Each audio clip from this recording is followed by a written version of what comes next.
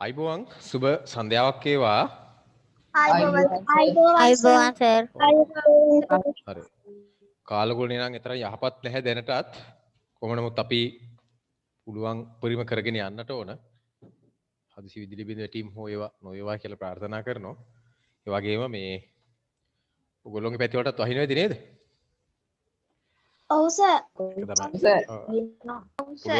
පුළුවන් උපරිම අපි කරනවා ක්ලාස් එක හරියද? වෙස්සත් කරන්න දෙයක් නැහැ. මේක කෙරෙන්න ඕන වැඩක් නේ. ඒක නිසා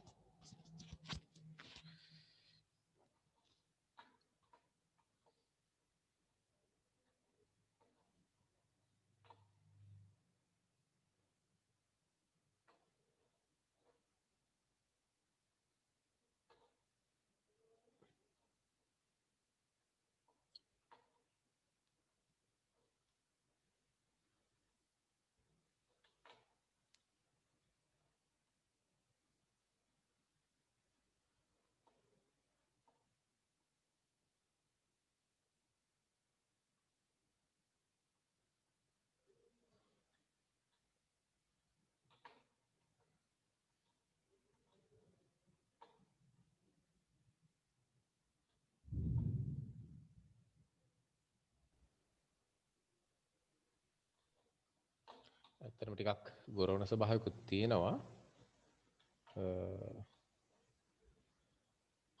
අපි මේ වෙනකොට සාකච්ඡා කරලා හමාර කරමින් ඉන්නේ අවසන් කරමින් ඉන්නේ ඔබගේ සිංහල විෂයේ පළවෙනි පාඩම මෙතන හාමි පාඩම ඒ වගේම නිබන්ධනෙත් අභ්‍යාස ටික කරන්න කියලා මම කිව්වා. ඒවා අවශ්‍ය ප්‍රමාණයට මම කතා කරන්න තව ටිකකින් මේකේ අපි තව දැන් මේ කොටස අපි එදා කිව්වා මේක අර මේ කොටස ඇති ඔබගේ නිබන්ධනේ ඇති මේ කොටසට අදාළ කොටසකුත් ඒ නිසා ඒවත් එක කෙරෙන්න ඕන. එතනින් එහා මේ අභ්‍යාස ටිකට අපි ගියොත් විශේෂයෙන්ම පහත් සඳහන් ප්‍රස්තාව පිළිලු අපි සාකච්ඡා කරමින් ඉන්නේ ඔබගේ විෂය නිර්දේශයේ පළවෙනි වාරයේ පළවෙනි පාඩමේ අවසාන අධීරයේ අපි දැන් ඉන්නේ. අපි අද බලමු අපි දෙවෙනි පාඩමකට පොඩි අවධානයක් අපි ගන්නට ඕන. නිසා මේ පාඩම අපි දැන් සති දෙකක් අපි සාකච්ඡා කරලා අවසන් කරලා තිනවා. පාඩම සම්බන්ධ අපිට කිසි ගැටලුවක් නැහැ. කතාවස්තු අපිට හොඳට පාඩම්, කතා සාරාංශයක් අපිට ඉදිරිපත් කිරීමේ හැකියාව තියෙනවා. කතාව තුළ අන්තර්ගතය පිළිබඳ අපිට ගැටලුවක් නැහැ. ඒ වගේ අවස්ථා සම්බන්ධ පිළිබඳ අපිට ගැටලුවක් නැහැ. කතා සාරය අපි හොඳින් දන්නවා. ඒ වගේ මෙහි අමාරු වචන නැත්තම් ගැමි වහරේන වචන පිළිබඳ අපි ඉගෙනගෙන තියෙනවා. මේ ආදි කොටගත්තු ඊළඟට මූලික හැඳින්වීම අපි සාකච්ඡා කරගෙන තියෙනවා. ඉතින් එහා මම ගිය සතියේ අපි කතා කරන්න පටන් ගත්තේ මෙන්න මේ කොටස ඔයගොල්ලන්ට මතක ඇති මේකේ මෙන්න මේ ටිකත් මම කතා කරා නේද? මෙතෙන්ට මම කතා කරා මේ කොටස. මේකේ ජනකථාශ්‍රිතව බිහි වී ඇති ඔයගෙන මේකේ මෙන්න මේ කොටස අපිට සම්පූර්ණ කරගන්න උවමනාවක් තියෙනවා. දැන් ඒක අපිට වෙලාව බලමු අපි තිබුණොත් ඒක බලමු එක් කරගන්න පුළුවන්ද කියලා. ව්‍යාකරණ කොටසට දාලා නැත්නම් අපේ සාහිත්‍යයෙන් එහාට ගිය කොටස තමයි අපිට අද කතා කරන්න තියෙන්නේ. ඒකේ ඒ අනුව මේ සාම්ප්‍රදායික භාෂා ප්‍රයෝග කියන මාතෘකාව ඔයගොල්ලෝ ව්‍යාකරණ පොතේ මොනවත් ලිව්වේ නැහැ නේද තවම? නෑ සර්. ව්‍යාකරණ පොත ගන්න ළඟට ව්‍යාකරණ කොටසලා දාලා පෙරලා ගන්න ඒ පොතේ තියෙන කොටස ව්‍යාකරණ කොටස පෙරලා ගන්න. පෙරලාගෙන අපි ඒකේ පළවෙනි මාතෘකාව විදිහට ලියා ගන්නට ඕන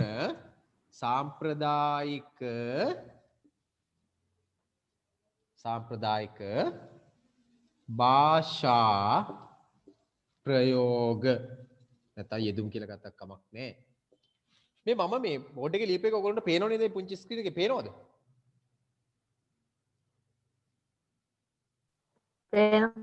පේනව නේද? හරි. සාම්ප්‍රදායික භාෂා ප්‍රයෝග සාම්ප්‍රදායික ලියනකොට අනිවාර්යයෙන්ම වරද්දන තැනක් තියෙනවා මෙන්න මේ දයන්න සහ දයන්න අල්ප ප්‍රාණ ලියන මතක තබා ගන්න. ඔබ විතරක් නෙවෙයි ඉහළ වසරවල ළමයි පවා උසස් පෙළ කරන අය දරුවෝ පවා මේක සාමාන්‍යයෙන් අපේ සාම්ප්‍රදායික කියන අපිට ටිකක් කියවෙන්නේ ටිකක් බර වචනයක් විදිහට කියවෙන්නේ. එම නිසාවෙන්ම වරදවා මේ වචනේ භාවිතා කරන මහ ප්‍රාණ දයන්නෙන් ඒක නිසා පුංචි කාලේ ඉඳලා අපි මේ දැන් ඉඳලා මේක හදාගෙන යමු අපි. සාම්ප්‍රදායික ලියනකොට බරට කිව්වට ලියන්න ඉතාම සැහැල්ලුවෙන් සාමාන්‍යයෙන් අල්ප ප්‍රාණදායන ලියන්න. සාම්ප්‍රදායික කියලා මේ විදිහට ලියන්නත් හුරු වෙන්න. මොකද ඒක හැමදාටම අපිට අවශ්‍ය කරන නිසා. සාම්ප්‍රදායික යෙදුම් සාම්ප්‍රදායික භාෂා ප්‍රයෝග. සාම්ප්‍රදායික භාෂා ප්‍රයෝග. සාම්ප්‍රදායික භාෂා ප්‍රයෝග පළවෙනි ප්‍රධාන මාතෘකාවක්. සාම්ප්‍රදායික භාෂා ප්‍රයෝග.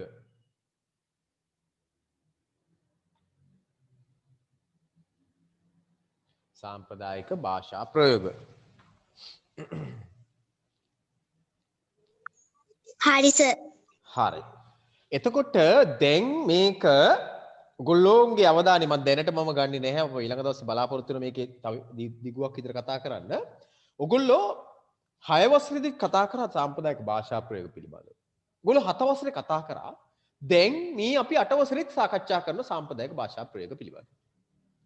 සාම්ප්‍රදායික භාෂා පිළිබඳව මේ තුන්වෙනි අවස්ථාව මේ ද්විතීක මේ අධ්‍යාපන අධීර තුල තුන්වෙනි අවස්ථාව තමයි මේ සාම්ප්‍රදායික භාෂා ප්‍රයෝග කියන එක අපි සාකච්ඡා කරනවා. එතකොට මේක ඇයි මේ තරම් වැදගත්? මේක අපිට වැදගත් වෙන්නේ දරුවනේ.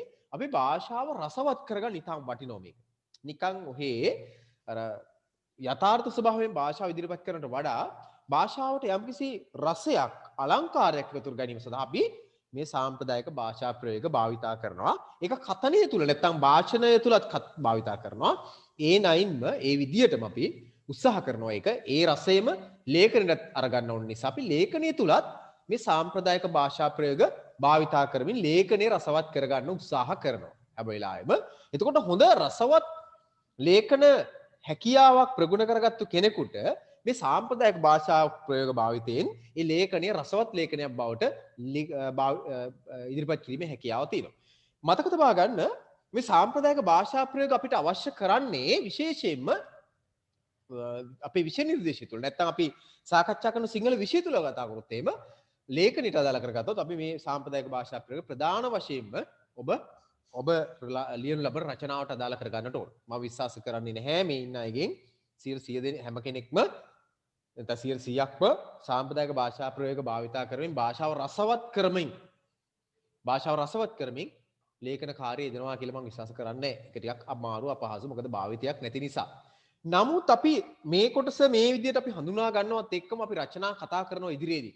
අන්නේ කතා කරන රචනාවලට අපි මේ ඉගෙන ගන්න භාෂා ප්‍රයෝග එකක් දෙකක්වත් යොදා ගැනීමේ උවමනාවක් අවශ්‍යතාවයක් තියෙනවා. ඒ නිසා මම ඉදිරියේදී රචනා ලියද්දී ඔබගේ රචනාව තුළ බලාපොරොත්තු වෙනවා අපි මේ අධිගෙන ගන්න, අපි 7 වසරේදී ඉගෙන ගත්ත, අපි 6 වසරේදී ඉගෙන ගත්ත, ඊට పూర్වයේ අපි ඉගෙන ගත්ත භාෂා ප්‍රයෝගයන් භාවිතා කරලා භාෂාව රසවත් ලෙස ඔබ ලේඛන කාර්යයේ යෙදෙවිය කියලා. ඒ රචනාව ඊටාම රසවත් රචනාවක් බවට පත් කරගන්න නිසා ලේඛනය රසවත් කරගන්න අපි භාවිතා කරන ප්‍රයෝගයක් තමයි භාෂා ප්‍රයෝග කියලා කියන්නේ.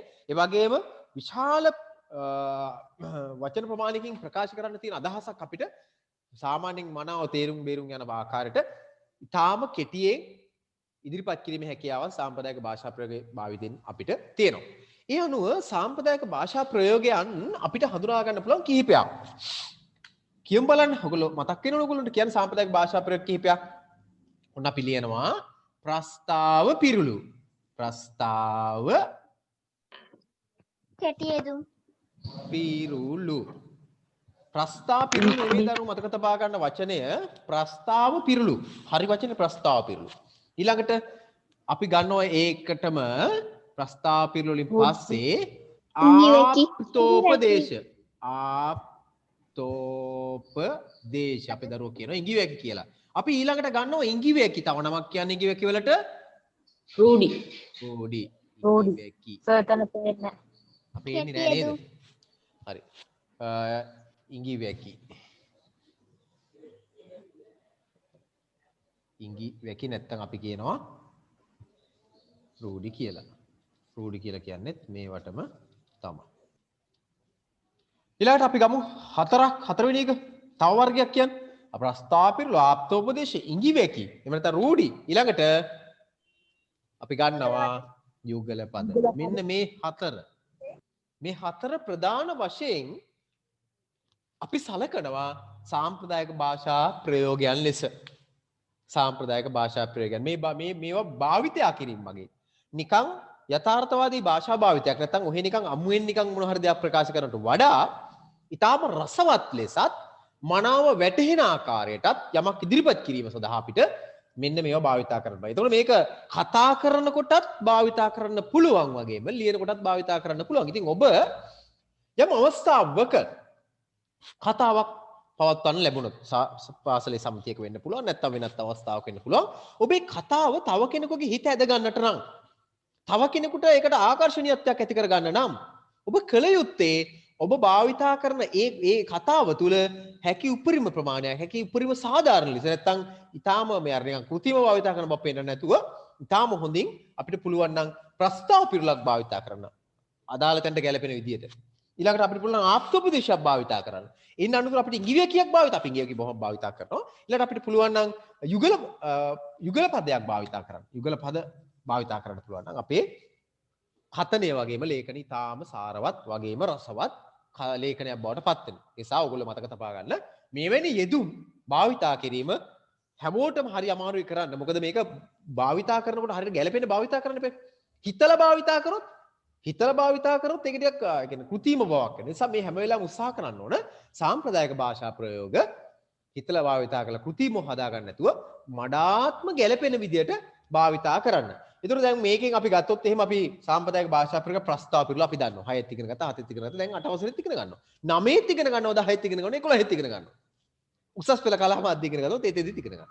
නිසා මේවා හුරු කරගන්න මේක පාඩම් කරන්න නෙවෙයි අපිට අවශ්‍ය කරන්නේ යම් කිසි මේ ප්‍රායෝගික භාවිතයේ හුරුවක් එක්ක අපි කොහොමද මේක ගොඩනගා ගන්න කියන එක තමයි අපි අපේ මතකයට එකතු කරගන්න අපේ භාෂාවේ අපේ හැකියාවට එකතු කරගන්න කොහොමද කියන එක තමයි මේකේ වැදගත්කම තියෙන්නේ. ඒතර ප්‍රස්තාව පිරුළු කියනකොට අපිට අනිවාර්යයෙන්ම දැන් 6 ශ්‍රේණියෙන් අපි ගොඩාක් ඉගෙන ගන්න ප්‍රස්තාව පිරුළු එතනින් 5ක් එකතු කරගන්න ඕගොල්ලෝ. 7 වසරෙන් ඕගොල්ලෝ ප්‍රස්තාව පිරුළු 5ක් ඉගෙන ගන්නට ඕන. 8 වසරෙන් ප්‍රස්තාව පිරුළු 5ක් ඉගෙන ගන්නට ඕන. එතකොට ඕගොල්ලෝ හැම කෙනෙකුටම අවම වශයෙන් ප්‍රස්තාව පිරුළු 15ක් දල මතකයකින් නිකන් කියීමේ හැකියාව තියෙනවා. ප්‍රස්තාව පිරුළු ඉගෙන ගන්න වෙලාව.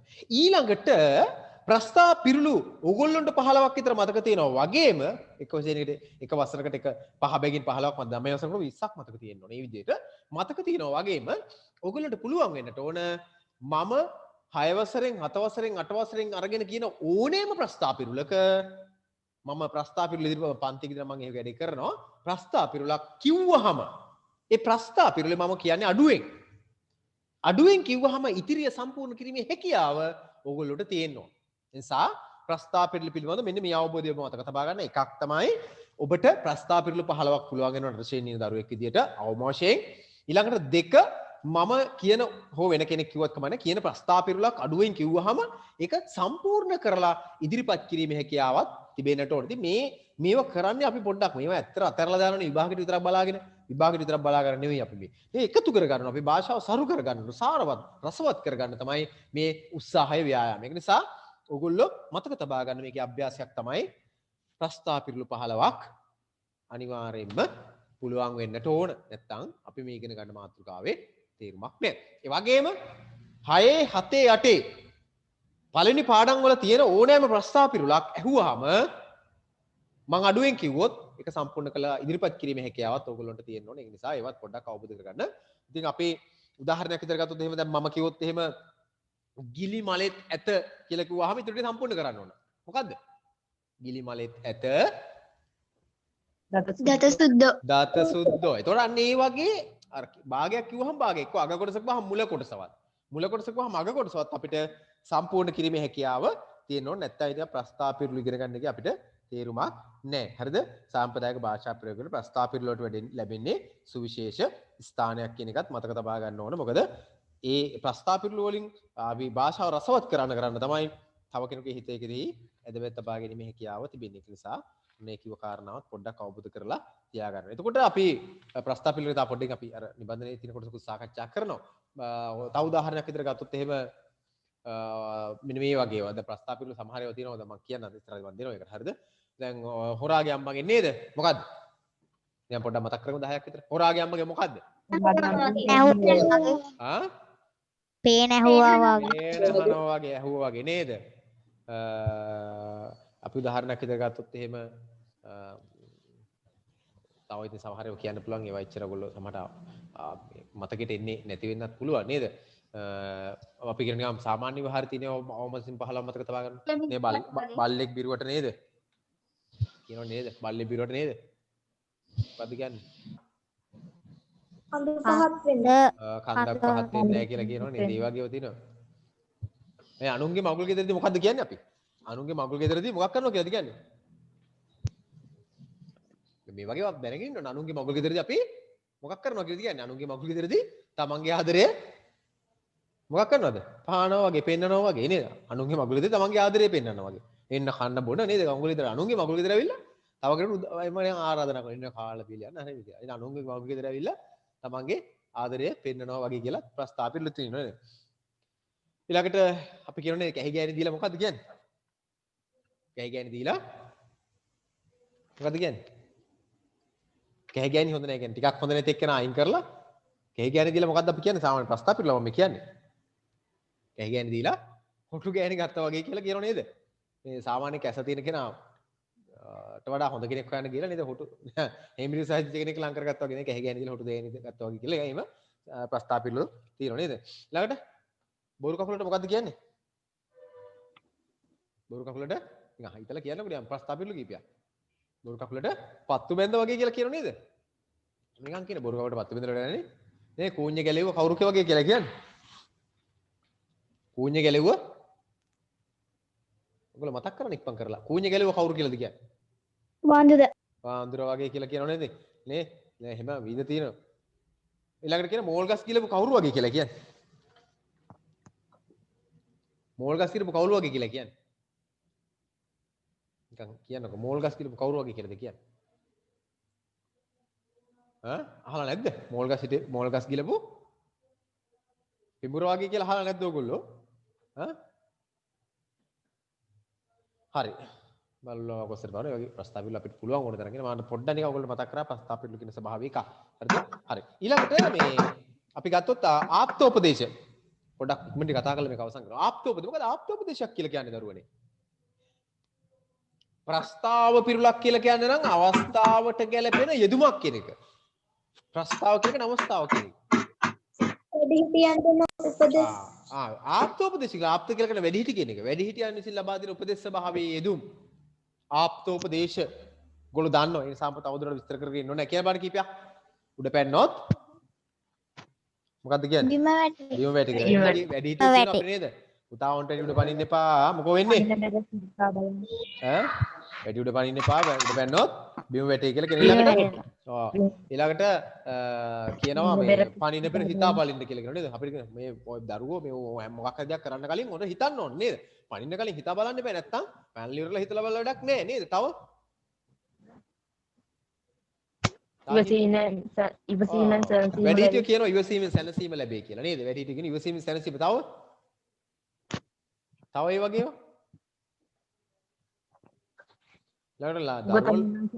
මතුරේ කෙනා කියනවා නේද?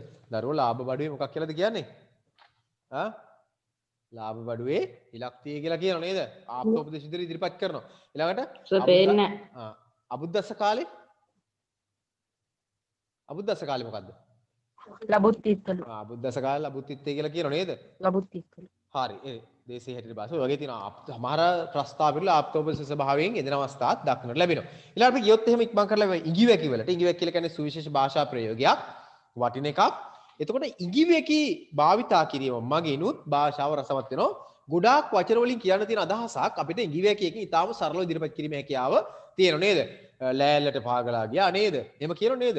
ලෑල්ලට පාගලා ගියා, සායෙම ගියා, පැදුරට නාක වෙනවා, පැදුරටත් නොකියා ගියා නේද? ඒ වගේ විවිධ දේවල් තියෙනෝනේ නේද? කියලා බලන්න තා ඉඟිවැකිය කියද්ද දෙක. ලෑල්ලට පාගලා. ඇයි හොඳ අයියක් තියෙනවා. ඇයි හොඳ අයියක් තියෙනෝනේ අකරතැබ්බයක් නේ. තව ඒ වගේ කීපයක්.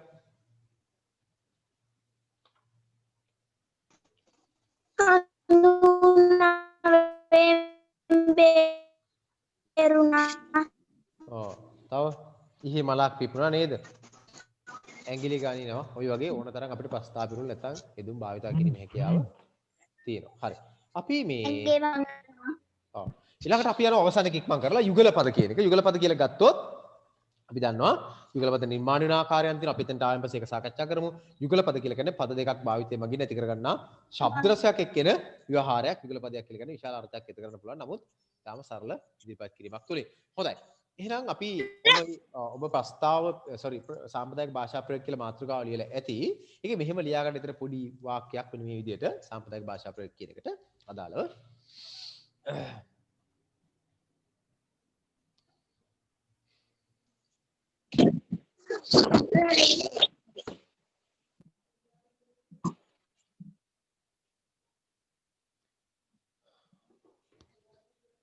ලේඛන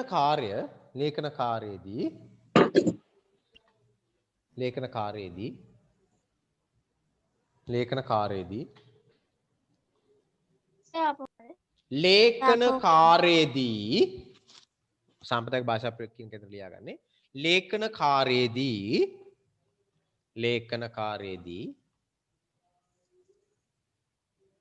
භාෂාව රසවත් කර ගැනීමටත්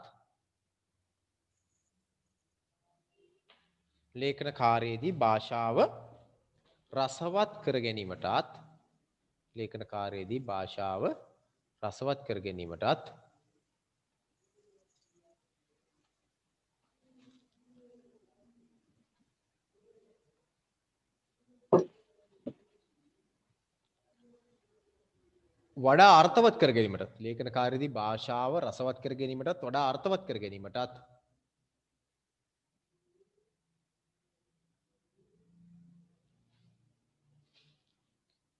සාම්ප්‍රදායික භාෂා ප්‍රයෝග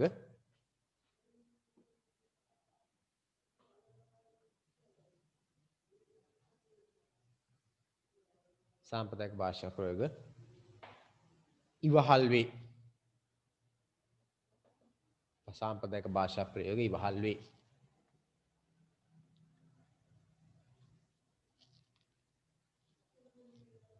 සාම්ප්‍රදායික භාෂා ප්‍රයෝග ඉවහල් වේ.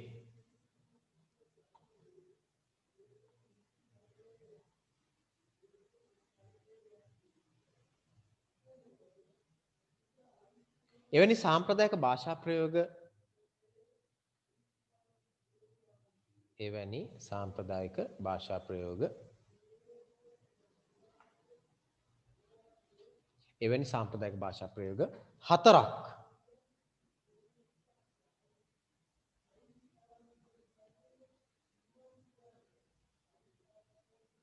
හඳුනාගත හැකිය.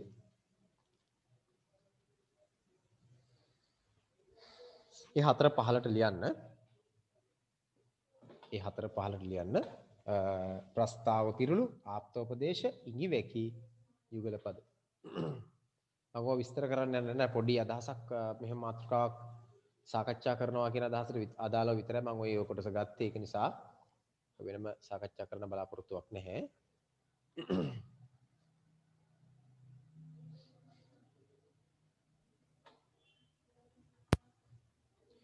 හරි. ඊළඟට ඔයගොල්ලෝ ගන්න ඔයගොල්ලෝගේ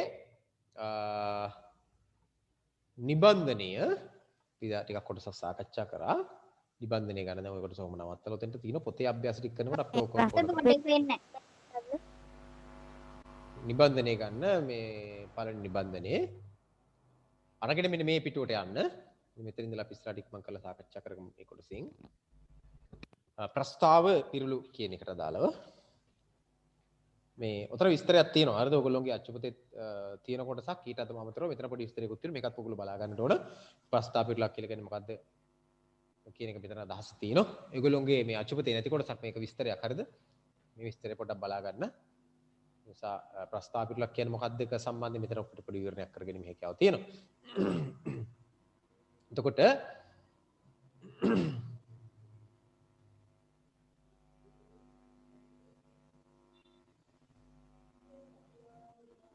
නිබන්ධනය අරගත්තා නම් ප්‍රස්තාව පිරුළු පිළිබඳ ඔබට තව අදහසක් අවශ්‍ය නම් මෙන්න මේ කොටස පොඩ්ඩක් බලාගත්තා නම් හරියි. ප්‍රස්තාව පිරුළු කියන්නේ මොන වගේ අදහසක් ගන්න පුළුවන් එකක්ද කියලා. මෙතන තියෙන ප්‍රස්තාව පිරුළු කීපයක් ඉන්න පරංගියා කොට්ටේ ගාව මේ ටික අපි සාකච්ඡා කරා කලින් දවසේ. නිසා මම මෙන්න මෙතනට යනවා මම ඉක්මන් කරලා. මම මෙතනට එකක් දෙනවා. ඔයගොල්ලෝ තව එකක් හොයලා ලියන්නට ඕන. හරිද? නිසා මම එකක් දෙනවා එකක් ඔයගොල්ලෝ හොයලා ලියන්න. පළවෙනි එක ලියා ගන්න ජනකථාස්ත ප්‍රස්තාව පිරුළු බිහි වෙලා තියෙන ආකාර කීපයක් උතර තියෙනවා. ජනකතා ආශ්‍රිතව ප්‍රස්තාව පිළිලු බිහිලා තියෙනවා. බලන්න ජනකතා ආශ්‍රිතව බිහිලා තියෙන ප්‍රස්තාව පිළිලු නේද මොනවද?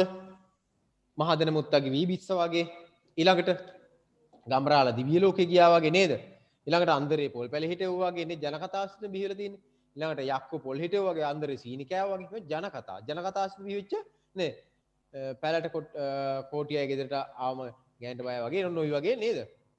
ටිකක් ඒ වගේ ප්‍රස්තාව පිළිලු ගොඩාක් තියෙනවා. මේ ඒවා ජනකතා ආශ්‍රිතව බිහිලා තියෙන ප්‍රස්තාව පිළිලු එකක් මං කිව්වා දැන්. එකක් නේ ගොඩක් කිව්වා. ඔයගොල්ලෝ එකක් ලියලා තියෙන දැන්. පස්සේ තව එකක් ලියන්න. මෙතෙන්ට එකක් ලියන්න මුලින් මෙහාට ලියලා දාගන්න පුළුවන්. තා එකක් එතන ඉස්සරහින් ලියන්න ඉරක් ගහලා. ඔයගොල්ලෝ ඒ ආදාළ තව ප්‍රස්තාව පිළිල ජනකතා ආශ්‍රිතව බිහිලා තියෙන ප්‍රස්තාව පිළිල. හරිද? හරි සර්. හරි. ගමරාල දිවි ලෝක ගියා වගේ ප්‍රස්තාව පිළිලක්. ඊළඟට මහදන මුත්තාගේ වීබිස්ස වගේ මහදන මුත්තා වීස්ස වගේ ප්‍රස්තාව පිළිල. ඒ වගේ ප්‍රස්තාව පිළිලු තියෙන ගොඩක් ජනකතා ආශ්‍රිත ප්‍රස්තාව පිළිලු. අන්දරේ සීනි කෑවා වගේ අන්දරේ බෝල් පැල හිටවෝ වගේ තියෙන ගොඩක්. මේ අන්දරේ හරක් ටික වගේ ප්‍රස්තාව ජනකතා තියෙනවනේ. ඒ ජනකතා ආශ්‍රිත බිහිලා තියෙන ප්‍රස්තාව පිළිලු වර්ගයක්. ඒතකොට මේ වර්ගයෙන් එකක් තමයි මම ඔය කිව්වේ. තව කීපයක් ඔයගොල්ලෝ එකක් හොයලා ලියන්න. ඒතකොට ඔක්කොම දෙකක් ලියාගත්තා නම් ප්‍රමාණවත් මේක අවබෝධ ගන්න. ඊළඟට ප්‍රස්තාව පිළිල තියෙන සත්ත්ව ජීවිතය එක්ක සම්බන්ධ ජීවිත තොරතුරු සත්ත්ව ජීවිතය හා සම්බන්ධ වෙලා තියෙන ප්‍රස්තාව පිළිල තියෙනවා. කවුරු උදාහරණයක් කියන්න? මම කල්ලු කිව්ව එක. බල්ලා පිදුරු කන්නෙත් නැහැ කන ගොනාට දෙන්නේ. නේද? බල්ලා පිදුරු කන්නේ නැහැ කන ගොනාට දෙන්නේ නැහැ. කූණ්‍ය ගැලුව වඳුර වගේ නේද? ඉත්නෑ වගේ ගෙට කබල්ලෑව රිංගුවා වගේ නේද? ඒ වගේ ඊළඟට අර කලින් මම කොත්ති වලිගේ අල්ලා ගත්තා වගේ. හරි. එකක් දැන් ලියන්න. පස්සේ තව එකක් ලියන්න ඉක්මන් කරලා. උතෙන්ට එකක් ලියන්නකෝ. ඔය දන්නේව නිසා මම ඔයගොල්ලෝ වෙලාව දෙන්නේ නැහැ. ඕනනම් පස්සේ ලියා ගන්නත් පුළුවන් ඔයගොල්ලන්ට. හරිනේ? දන්න නිසා. අපි මේ පස්සේ ලියමු නේද? අපි දන්නේ නැති එකක් විතර ලියාගෙන යමු. මොකද වෙලාව ගන්න එක අපරාධයේ ඔන්ලයින් තාක්ෂණය තුල මේකට. අපි යන තුන්වෙනි එක. ඒක දන්නවනේ සත්ත්ව ජීවිතය හා සම්බන්ධව දැන් ඕන තරම් පුළුවන් නේ. ගැටලුවක් නැහැ. අර මං ඉස්සෙල්ලා මේ මෝල් ගස් ගිල්ල පිඹුර වගේ නේද? දෙබ්‍රෙවන්ද ගහපින ටැරිය වගේ ඔය වගේ ගොඩක් ඒවා දෙන්නේ. බුදිය කිනින කොටිය නැගිටව ගත්තා වගේ නේද? ඊළඟට ඔය වගේ ගොඩක් ඒවා ගන්න බලින්ද ඉන්න ගේම් වගේ ගොඩක් ඒවා තියෙනවා. ඊළඟ එදිනෙදා ජීවිත තොරතුරු හා ජීවිත තොරතුරුත් එක්ක සම්බන්ධ ඒවා තියෙනවා. එදිනෙදා ජීවිත ජීවිතයයි තොරතුරුත් එක්ක සම්බන්ධ ප්‍රස්තාව පිළිලු තියෙනුනේ. ඒ මොනවද? ජීවිතයට සම්බන්ධ පිළිලු. ජීවිතයේ තොරතුරු හා සම්බන්ධ පිළිලු විදිහට ගත්තොත් එහෙම අපිට කියන්න පුළුවන් මොනවද? හොරාගේ අම්මගෙන් පේන අහනවා වගේ. අර කතාවට දාලා ගත්තොත් එහෙම හොරාගේ අම්මගෙන් පේන අහනවා වගේ නේද? ඊළඟට රුහුණු ගිහිල්ලා කිරිපෙන නොකාවා වගේ. ඉතින් ජීවිතය හා සම්බන්ධ තොරතුරු මේ කියන්නේ. ඒක රුහුණු ගියොත් මොකද වෙන්න ඕන? අනිවාර්යයෙන් රුහුණේ මොනවද තියෙන්නේ? මීකිරි නේද? රුහුණේ මීකිරි. ඉතින් ඒ ජීවිතය සම්බන්ධ තොරතුරු. ඊළඟට අපි කිව්වා දැන් හොරාගේ අම්මගෙන් පේන අහනවා වගේ. දැන් පේන අහනවා කාගෙන්ද? හොරාගේ අම්මගේ. වැඩක් නෑ. නේද? පේන අහනවා කියලා කියන සාප පේන බලනවා කියලා කියන්නේ ඒකනේ. ඉතින් මොක අනිවාර්යෙන් හරියට වැඩේ කියනවනේ. ජීවිතය සම්බන්ධ තොරතුරක් අපි ගන්න. ඊළඟට රුහුණේ මොකද්ද කිව්වේ? රුහුණු ගිහිල්ලා කිරිපැණි නොකා ආවා වගේ. රුහුණු ගිහිල්ලා කිරිපැණි නොකා ආවා වගේ කියලා කියන්නේ අපි දකුණු පළාත පැත්තේ. මෙහි ඇවිල්ලා කිරිපැණි නොකා ගියා වගේ. කියන්නේ මේ පැත්තේ ගොඩාක් තියෙනවා සම්බන්ධ පැත්තක ගියා. දන්නවනේ ඔය කතරගම එහෙම ගියාම ඔයගොල්ලෝ ඇති වෙන කාරණේ නේද නවත්තලා ඉවරලා කිරිපැණි. ඒ වගේ. එතන රුහුණු ගිහිල්ලා කිරිපැණි නොකා ආවා වගේ කියලා ප්‍රස්තාව පිටලක් තියෙනවා. එතකොට ගැමි එදිනෙදා ජීවිතය සම්බන්ධ තොරතුරු. මිනිස්සු ජීවත් වෙච්ච ආකාරය නේද? අර ආතර අටකොස් දුන්නා වගේ. මිනිස්සුගේ ජීවිතේ නෑ අටකොස් කියලා කියන්නේ හයියයි. ජීවිතේ තොරතුරක්. ඒතකොට අටකොස් කියන එක හදලා තියෙනවා. ඒ ඉදා ජනතාව. හදලා ඒවා කන්න දුන්නා වගේ කියලා හයිය නිසා ඉතින් මේ ආත්මර දුන්න කන්න බෑ. ජීවිත සම්බන්ධ තොරතුරක්. අර තව තියෙනනේ කොස් ඇත්තන් තමයි දෙලුත් කිව්වා කියලා නේ. කොස් සත්වයකට සත්වයකට මේ පණිරඩිලවුන්ට ඉනිමම් බැඳ වගේ පුළුවන් නේ. ඔව් පුළුවන් නේ. ඉතින් ඒ සතෙක් ගැන කියවෙන්නේ. සත්තු ගැන කියනවා සත්තු ගැන කියලා යනවා. ඊළාට දැන් මං කිව්වේ කී දැන් ගත්තොත් එහෙම අර කොස් ඇති තැනටම දෙලුත් කිව්වලු කියලා අපි ප්‍රස්තාව පිළිලක් අපි අහලා තින්නේ. කොස් ඇති තැනට දෙලුත් කිව්වලු නේද? කොස් ඇති තැනටමයි දෙලුත් කිව්ව කියලා අපි ප්‍රස්තාව පිළිලක් තියෙනවා. කොස් කියන්නේ යමක්කම තියෙන තැනටම තමයි දෙල් ටිකත් ලැබෙන්නේ. නේද? අන්නේ වගේ නේ. යමක්කම තියෙන තැනටම තමයි තව දුරට ලැබෙන්නේ. අර කුඩම්මත් ඇවිත් කැවුම් පුංචි කළා වගේ නේද? ඒ ජනජීවිත සම්බන්ධ තොරතුරු එකතු වෙන්නේ. සවින් එකක් ලියන තව එකක් ඔයගොල්ලෝ හොයලා ලියන්න. ඊළඟට ගත්තොත් එහෙම ඥාති සම්බන්ධතා හා බැඳුණු ප්‍රස්තාව පිළිවෙල. ඥාති සම්බන්ධතා. ඥාති සම්බන්ධ අර මං කලින් කිව්වා කැහි ගෑණි දිලා හොටු ගෑණි ගත්තා වගේ ඥාති සම්බන්ධතාවක් නේද? ආච්චි මැරිච්ච දා වගේ. නේ? ඥාති සම්බන්ධතා. ඊළඟට තව ගත්තොත් එහෙම අර අනුන්ගේ මගුල් ගෙදරදී තමන්ගේ වගේ අනුන්ගේ මගුල් ගෙදරදී අනුන්ගේ මගුල් ගෙදරේ තමන්ගේ ආදරේ පානවා වගේ තමන්ගේ ආදරේ පෙන්වනවා වගේ පෙන්වනවා කියන්නේ. ඒ වගේ. තව ඊළඟට ගත්තොත් එහෙම රටට පරකාසයේ ගෙදරට මරගාතය කියලා කියන්නේ ඥාති සම්බන්ධතාව. sorry ඒක නෙවෙයි. ඒක වැරදි. නේ වාහෙක තරහට නාහෙ කපා ගත්තා වගේ. වාහෙක තරහට නාහෙ කපා ගත්තා වගේ ඥාති සම්බන්ධතාව ගැන කියන්නේ. අර බඩේ ඉන්න දරුවට හදන්නා වගේ ඥාති සම්බන්ධතාවක් කියන්නේ. නිසා ඥාති සම්බන්ධතාව හම්බෙන්නුත් ප්‍රස්තාපිරලුත් අපිට දක්වන්න ලැබෙනවා නේද? වාහෙක තරහට නාහෙ කපා ගත්තා වගේ බඩේ ඉන්න දරුවට කේන්දර හැදුවා වගේ නෑන් හොය කැවුම් බෙදුවා වගේ නෑ හොය කැවුම් බෙදෙනවා වගේ නේ ඒ වගේ ප්‍රස්තාපිරලු අපිට දක්වන්න ලැබෙන ඥාන සම්බන්ධතාවත් එක්ක බෙදෙනවා. උපදේශාත්මක ප්‍රස්තාපිරලු තියෙනවා. උපදේශාත්මක ස්වභාවය පිරලු තියෙනවා. උපදේශයක් දෙන්නේ. නේ අර කියනවා බල්ලෙක් විරුවට කන්දක් පාත් වෙන්නේ නෑනේ. බල්ලෙක් විරුවට කන්දක් පාත් වෙන්නේ නෑ. ප්‍රස්තාපිරලක්. ඒක උපදේශාත්මකයි. උපදේශයක් දෙන්නේ. මතක තබා ගන්න බල්ලෙක් විරුවට කන්දක් පාත් වෙන්නේ නෑ. ඔය කෙනෙකුට කියනවා. අපි ගණන් ගන්න ඕනේ ඒක නිසා. ඊළඟට කියනවානේ බාගෙන කන්න තියෙනවල ඉහගෙන කන්න ඕනේ නෑනේ. බාගෙන කන්න තියෙනවල ඉහගෙන කන්න හොඳ නෑ. බාගෙන කන්න තියෙනවල ඉහගෙන කන්න හොඳ නෑ. එකපාරින් ඉවර වෙනවා. ඒක නිසා. නේ අර කඩුල්ලේ තරම දැනගෙන කඩ බඳුනු තමන්ගේ තරම දැනගෙන කල්ලනු කියලා ජන කවියක් තියෙනවා. අනේකට දාලා ගත්තොත් එහෙම අර මොරැල්ලේ තරම දැනගෙන උඩ පනිනු. ඒක ආප්තෝපදේශ භාවයකට ගන්න උපදේශාත්මක ස්වභාවයකුත් ගන්න. ඊළඟට නේ මේ කවියෙන් මෙන්න මේ කවි බලනකො ඇස නැතිදා පොත ගත්තේ කියන්ටද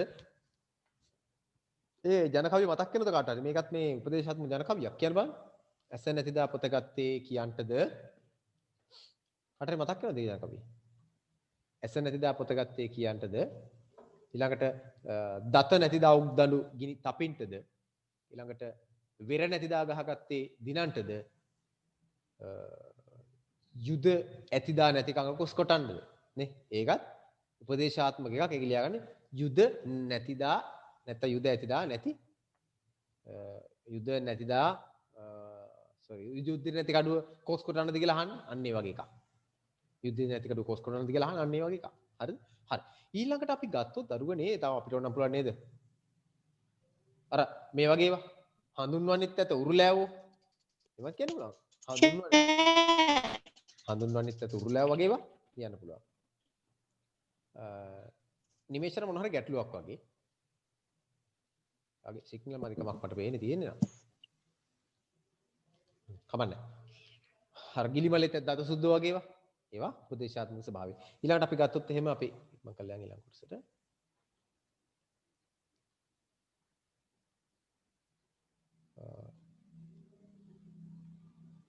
ඥාන උපදේශ ආහාර පාන හා සම්බන්ධ ප්‍රස්තාව පිළිල ගත්තොත් එහෙම ආහාර පානත් එක්ක සම්බන්ධ ඒවා. කියලා බලන්න ආහාර පානත් එක්ක සම්බන්ධ ප්‍රස්තාව පිළිල. ඒවා නම් බලුන්ට ලබ කොස්සට බාවන්නා වගේ. බලුන් ලබ කොස්සට බාවන්නා වගේ. හොර බල්ලට පොල් බෑයෙන් ගැහුවා වගේ නේද? හැවුලත් ඕන කැඳත් ඕන වගේ. පූල් හොරා කරින් දැනි. පූල් හොරා කරින් දැනි. අර දීකිරට බලලු සාකිලු. නේ? ඒ වගේ ප්‍රස්තාව පිළිදුන කැමත් එක්ක සම්බන්ධ ඒවා ආහාර පාන සත්‍ය තමයි. ඔයගොල්ලෝ දන්නෝ ඒව නේද? කිරෙන් බැද්දා තිත්ත තිබ්බොට තිත්තමයි කියලා කියනෝනේ නේද? කිරෙන් බැද්දත් තිත්ත තිබ්බොට තිත්තමයි කියලා කියනෝනේ. ඒ වගේ ප්‍රස්තාව පිළ ආහාර පාන සම්බන්ධ ප්‍රස්තාව පිළ. එකක් ලියන්න දැන් ප්‍රස්තාව එකක් වෙලා ලියන්න. එලට හාස්‍ය හා උපහාස. මොකක්ද දරු හාස්‍ය හා උපහාසය කියලා කියන්නේ? හාස්‍ය කියලා කියන්නේ මොකක්ද කියලා ඔයගොල්ලෝ දන්නවා. කියන්නේ මොකක්ද හාස්‍ය කියලා කියන්නේ? කලින් දවසක් කතා කරා. සිනහව උපදව. සිනහව උපදවන හාස්‍ය කියලා කියන්නේ සිනහව උපදවන හාස්‍ය. ඔව් හිනාවක් ඇති වෙන මේ සමහර ප්‍රස්තාව පෙරලා තිනවා ඒවෙන් හිනාවක් ඇති කරනවා. ඊළඟට උපහාස රස දරනවා කියලා කියන්නේ දුර්වලතාවයක් නිසා ඇති කරන හිනාවට නේද? දුර්වලතාවයක් නිසා ඇති කරන හාස්‍ය උපහාස. නේද? මේ අපි උදාහරණයක් විදිහට ගත්තොත් මේ බණ අපි කියනවා බණ බැරි වුණාට ගමනන් තොටගම්මු එළු කියලා කියනනේ. තොටගම්මු කියලා කියන්නේ ඊටාම ප්‍රසිද්ධ ධර්ම වද අපේ බෞද්ධ ප්‍රදේශයක් නේද? ඒ නිසා එම අවස්ථාවල කියන උපදේශාත්මක කියන මේ හාස්‍ය උපහාස ඇති කරන විදිහට කියනවා නේද? බණ බැරි වුණාට ගමනම් තොටගම්මු කියලා කියනවා. ඒ වගේ ප්‍රස්තාව පිළිලු. ඊළඟට ගත්තොත් තව ගත්තොත් එහෙම මේ ජීවකටත් ලෙඩ හැදෙනවා කියලා කියනවනේ නේද? මොකද ගුරාටත් අකුරු වර්ධී කියලා කියන්නේ. ගුරාටත් අකුරු වර්ධී කියලා කියනවනේ. නේ ඊළඟට අපි කියනවා අර බල්ලාගේ පස්සේ බැඳ මීයා වගේ කියලා කියන්නේ. නේ ඒවා හාස්‍ය පහස දනවනේ ඒවා.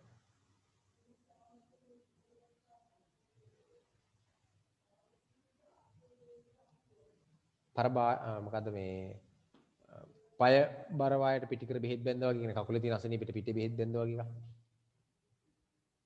පොට්ටසලි පිම්පිට්ටි දැම්මා වගේ. ඒ වගේ ඒවා තියෙන අපිට ප්‍රස්තාව පිළිදෙන හාස්‍ය උපහාස්‍ය රසය දැනවනේ ඒවා. හරි අවසානකට නම් අපි අනුප්‍රාසවත් අනුත්ප්‍රාසය කියන්නේ අනුත්ප්‍රාසය කියලා කියන්නේ මොකද්ද? අනුත්ප්‍රාසය කියලා කියන්නේ අර හාස්‍ය හා උපහාස කියන එකට මේ හිසේ අමාරුවට කොට්ට මාරු කරා වගේ ගන්න පුළුවන්. පුළුවන්. කරුවක් නෑ. බුරු වැඩක් නේ කළා තියෙන hina යනවනේ ඉතින් අතට එහෙම කළා වැඩක් නෑ. අන්න එහෙම හිතලා අලුත් එකක් ගන්න පුළුවන් ඉතාලම වටින එක තමයි ඉගෙන ගන්නවා කියලා කියන්නේ. නැතු මං කියන එකම දිහා බලාගෙන ඕකම විතරක් කියලා හිතාගෙන ඉන්නේ නැතුව මම යමක් කිව්වහම ඒ ආසෙන් තවත් දෙයක් හොයලා ගන්න පුළුවන් නම් ඒක තමයි ඉගෙන ගන්නවා කියලා කියන දරුවනේ. ගුරුවරයා කියන දේම නැත්තම් පොතේ පතේ තියෙන දේම නෙවෙයි. ඒ තුල තවත් දෙයක් ඉගෙන ගන්නවා. තව දෙයක් හොයනවා. එතකොට ඉගෙන ගන්නව වෙනවා. නැත්තම් ඉගෙන ගන්නව වෙන්නේ නැහැ. නිකන් තිය දේ නිකන් විශේෂ දිශාවරණය කර ගන්නවා විතරක් නෙවෙයි. අර වගේ අපිට හිතන්න පුළුවන් නම් නේ. එසේ යම්මට කොට්ටේ මාරු කරා වගේ එහෙම හිතන්න පුළුවන් නම් අන්න ඉගෙන ගන්නවා කියන්නේ අන්න ඒකට. ඉතින් ඔයගොල්ලෝ කරන්න ඕනේ ඒක. එතකොට තමයි අපේ දැනුම හොඳ තැනකට හොඳ පරාසයකට ගොඩනගා ගැනීම හැකියාව තියෙන්නේ. හරි අවසානයේ ගත්තොත් අනුත්ප්‍රාසවත්. අනුත්ප්‍රාසවත් කියන්නේ මොකද්ද දරුවනේ? අනුත්ප්‍රාස රසය කියලා කියන්නේ ශබ්ද රසයක්. කොහොම ඇති කරගන්න ශබ්ද රසයක්ද? භාෂාව තුළ ඇති කරගන්න ශබ්ද රසයක් තමයි අනුත්ප්‍රාස රසය කියලා කියන්නේ. නොතර කෙනෙක් කියනවා සටහන් කරගත්තට කමක් නැහැ. අනුත්ප්‍රාස රසය නැත්නම් අනුත්ප්‍රාසවත් පද ගලපනවා කියලා කියන්නේ අනුත්ප්‍රාසය කියලා කියන්නේ ශබ්ද රසයක්. කොහොම ඇති කරගන්න ශබ්ද රසයක්ද කියනවා නම් පද භාවිත මගින් ඇති කරගන්න ශබ්ද රසයක්. මෙන්න මේකට තමයි අනුත්ප්‍රාසය කියලා කියන්නේ. අපේ භාෂාව තුළ කතනේ ලේඛනයේ දෙකේම ගන්න පුළුවන් එකම අකුරක් එකම වචනයක් එකම ශබ්දයක් අයි කියන්නම් එකම අකුරක් එකම වචනයක් එකම ශබ්දයක් නැවත නැවිත භාවිතා කිරීම මගින් ඇති කරගන්න රසයට අපි කියන මොකක් කියලාද අනුත්ප්‍රාස රසය කියලා. අයි කියන්නම් එකම අකුරක් එකම වචනයක් එකම ශබ්දයක් නැවත නැවත භාවිතා කිරීම මගින් ඇති කරගන්නා රසයට කියනවා අනුත්ප්‍රාසවත් රසය කියලා. ඒක උනම් මෙහෙම කියන්නත් පුළුවන්. එකම අකුරක් එකම වචනයක් එකම ශබ්දයක් පුන පුනා යෙදීම මගින් ඇති කරගන්නා රසයට තමයි අපි කියන්නේ ශබ්ද රසය කියලා. උදාහරණයක් විදිහට මම ගුත්තිල කාව්‍ය කවියක් ඔයගොල්ලෝ මතක් කරන්නම්.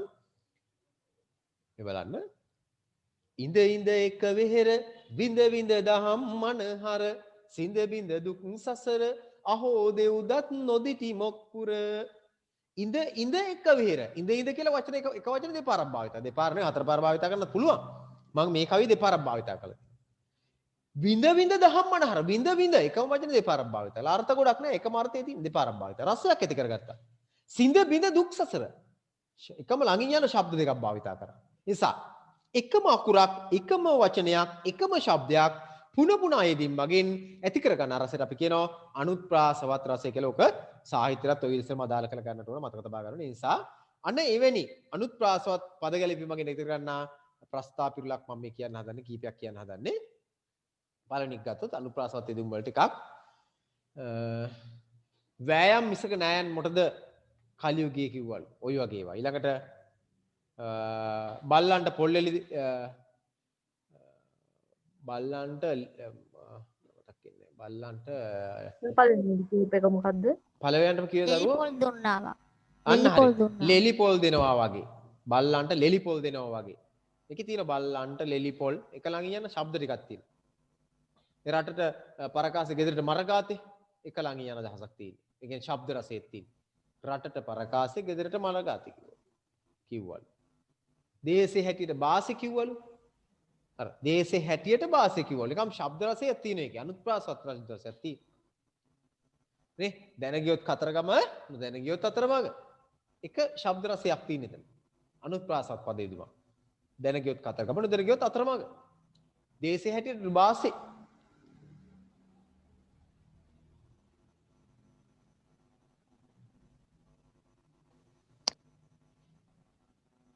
හරි මම හිතනවා ඔය ටික ප්‍රමාණවත් ඔයගොල්ලෝට මේ නිබන්ධනයට අදාළව එකක් මම දැන් කිව්වා ඔයගොල්ලෝ සමහර දෙකක් ක්ලියර් එකක් ඇති නැති උනක් කමක් නැහැ. ඔයගොල්ලෝ ඒවා සූදානම් කරලා තියාගන්න. ඊළඟට මෙන්න මේක සම්පූර්ණ කරන්න දරුවනේ ඔයගොල්ලෝ. දැන් යුගල මේ යුගල පද සම්පූර්ණ කරන්න පුළුවන් ඔයගොල්ලෝ. සම්පූර්ණ කරලා තියාගන්න ඊළඟ දවසේ. බැරියව තියුණොත් අපි ළඟ සාකච්ඡා කරලා අහමු. යුගල පද කියලා කියන්නේ ඒකත් ඊටමත් රසවත් භාෂා ව්‍යවහාරයක් හදාගන්න අවශ්‍ය කරන යෙදුම් තමයි යුගල පද කියලා කියන්නේ.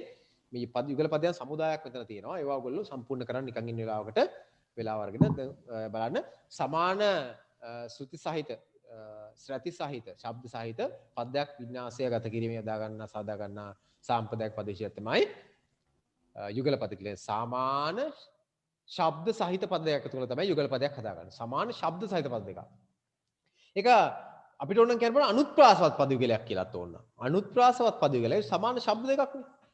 අනුත්ප්‍රාසවත් පද යුගලයක් සහිත පද අනුත්ප්‍රාසවත් පද යුගලයක් මගේ නැති කරගන්න සාම්ප්‍රදායික යෙදුම තමයි යුගල පද කියලා කියන්න පුළුවන්. හරිද? කලින් කිව්ව කාරණා. දැන් උදාහරණයක් බලන්න. නඩු හබ එක ළඟ යන ශබ්ද තියෙන්නේ. රසය තියෙන්නේ. හරක බාන. නේද? දැන් මේවායි අපි යුගල පද අපිට වර්ක් කරන්න පුළුවන්. ඔයගොල්ලෝ මම ඉස්සර වර්ක් කරන්න. ඒක මුදල් හදල්, යාන වාහන, ලට්ට ලොට්ට, උඩ බිම, රොස් පරොස්. දැන් මේවායේ බලන්නකෝ. නඩු හබ කිව්වහම මුල් පදයට අර්ථයක් තියෙනවා. දෙවෙනි පදයට මොකක්ද නැත්තේ? අර්ථයක් නෑ. ඒක වර්ගයේ යුගල පද වර්ගයක්. හරක බාන. හරක බාන. පද දෙකටම අර්ථයක් තියෙන යුගල පද. මතක තබා ගන්න මම මේ කියන එක සටහනක් නෑ මෙතන. නඩු හබ කියලා කියන්නේ පළමු පදේට අර්ථයක් ඇතත් දෙවන පදේට අර්ථයක් නැති යුගල පදයක්. හරක බාන කියලා කියන්නේ පද දෙකටම අර්ථයක් ඇති යුගල පදයක්. මුදල් හදල් කිව්වහම පළමු පදේට පවණක් අර්ථයක් තියෙන යුගල පදයක්. යාන වාහන කිව්වහම පද දෙකටම අර්ථයක් ඇති යුගල පදයක්. ලට්ට ලොට්ට කිව්වහම පද දෙකටම අර්ථයක් නැති යුගල පදයක්. උඩ බිම කිව්වහම එකිනෙකට විරුද්ධාර්ථවත් යුගල පදයක්. රොස් පරොස් කිව්වහම එකිනෙකට විරුද්ධාර්ථවත් විතරක් නෙවෙයි අර අනුත්ප්‍රාසවත් රසයක් ඇති කරන යුගල පදයක්. හරිද? යුගල පද අපිට වර්ක් කරන්න පුළුවන්. ඔයගොල්ලෝ මේ යුගල පද ටික සම්පූර්ණ කරන්න ඕන. මේව නිකන් කීපයක් කිය බලන්න. පළවෙනි එක ගත්තොත් මුක්කු මොන මුක්කුද? මොන මුක්කුද? යුගල පදේ සම්පූර්ණ කරන්න නිකන් පොඩ්ඩක් බලන්න අපි නිකන්. මොන මුක්කුද? තක්කු මුක්කු. දැන් ලියන්න එපා පස්සේ ලියන්න. කචල් බචල් නේද? කතා බතා ණයතුරු ඒ වගේ මේවා එකින් එක සම්පූර්ණ කරගෙන යන්න උත්සාහ කරන්න. මේ අභ්‍යාසය ඔයගොල්ලෝ ගෙදරදී කරන්න. හරි තක්කු මුක්කු නේද ලට්ට ලොට්ට ඒ වගේ කසිලි බිසිලි ඒ වගේ සමහර බැරිවක් තියෙන පුළුවන්. බැරිවක් ඊළඟට සාකච්ඡා කරමු. හරිද? අපි යනවා අවසානයකට මේකේ රූඩි වලට. බලන්න රූඩි අනුව අමුතින් ආරෝපණය කළාද අර්ථ සහිත කියමන් ප්‍රකාශ විශේෂයකින් අමුතින් ආරෝපණය කළා තියෙන අර්ථයන් තියෙනවා අමුතින් ඒ ප්‍රකාශිත වචන වල අර්ථය නෙවෙයි වෙනස් අර්ථයක් තියෙන ඊයමලා පෙවුණා ලෑල්ලට පෑගුණා තරු පෙවුණා බඩට ගහනවා ඔය වගේ ඉගිවැකි තියෙන පොඩි වෙලාවක් දෙන්නම් මෙන්න මේ ටික පොඩ්ඩක් බලමු අපි මෙන්න මෙතනින් මෙන්න මේ තියෙන හිස්තැන් වලින් මේක කරපු කවුරු ඉන්නවද මේ අභ්‍යාසය කරපු කවුරුත් නැහැ නේද මම කියලා ඉති කරන්න එපා කියලා ඒක නෑ කියන එක නෑ කරක් කවුරුවත් මෙන්න මේ ටික බලලා දැනට සම්පූර්ණ වැකිලියක් නැතුව මේ 10ට 10 නෙමෙයි ගොඩක් තියෙනවා මේ ටිකේ එන අර්ථය රුඩි වල අර්ථය මෙන්න මෙතන තියෙනවා මේ ටිකේ මෙන්න මෙතනින් ඒව මේ කොකම් පානවා කියන එක කේඩෑරි වෙලා කියන ඒවා එකින් එකට එන මෙන්න මෙතනින් එන ඒවා තෝරලා ලියන්න ඕන මෙතන දැන් ඔයගොල්ලෝ කරන්නේ සම්පූර්ණ වැකිලියනව වෙනුවට තනි වචන ඇතුළු සම්පූර්ණ එක ලියන්න නැත්නම් එක වචනයක් මේ දැන් පොහොසත් වෙනවා කියන එකේ පොහොසත් කියන එක ලියුණා හරි නේද කොකම් පානවා කියලා කියන්නේ මොකද්ද කොකම් පානවා හරි මෙහෙම කරන්නකෝ ඔයගොල්ලෝ මේ ටික දැන් ඊටාම ඉක්මනින් උත්සාහ කරන්නකෝ මේ ටික ලියන්න විනාඩි දෙක තුනක් දෙන්නම් මම ටක් ගාලා මේක අවසන් කරලා අපේ සම්පූර්ණ වැකීම ලියුවේ නැතක් කමන්නේ නැහැ පටන් ගන්න වචනේ ලියන්නකො මේකට සමහර වෙලාව එක වචනේ තියෙන එක සෑහෙන්න ලියන්න පුළුවන් මේකින් එක එකින් එකට ඉක්මන් කරලා බලන්න අදාළ වචනේ ලියාගෙන යන්න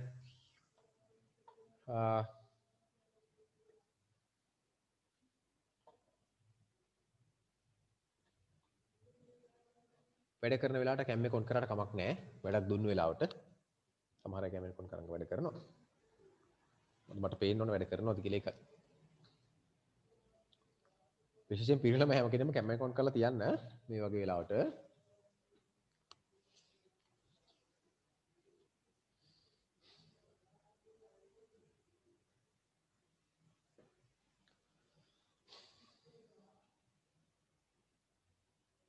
වෙලාව ගන්න එපා ගොඩක් මේක ඉතාම ඉක්මනින් කරන්න ඕන.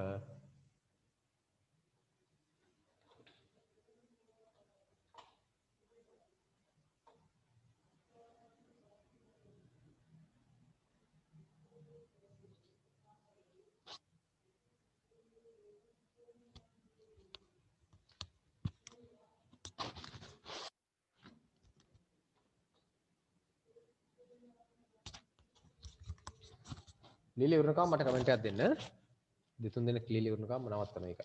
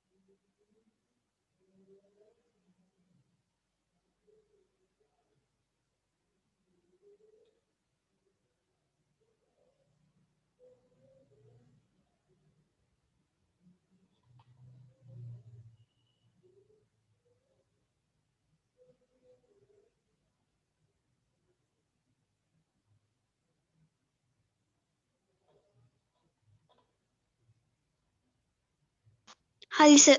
හරි. එක්කෙනානේ.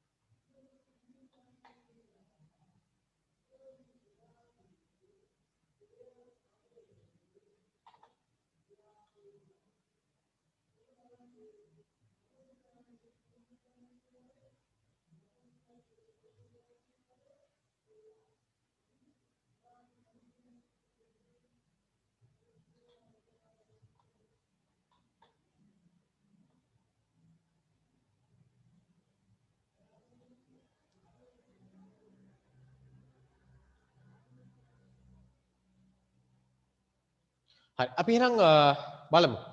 මොකද අපිට වෙලාව ගන්න එක අපරාධයක් තවදුරටත්. මම මෙන්න මේ විදිහට පටන් ගන්නවා. පොහොසත් වෙනවා මේ අගින් පටන් ගන්න. මොකද මෙතන පටලැවි සාගත නිසා. පොහොසත් වෙනවා. කොතනට එන්නේ? පොහොසත් වෙනවා. කොතෙන්ද දෙන්නේ?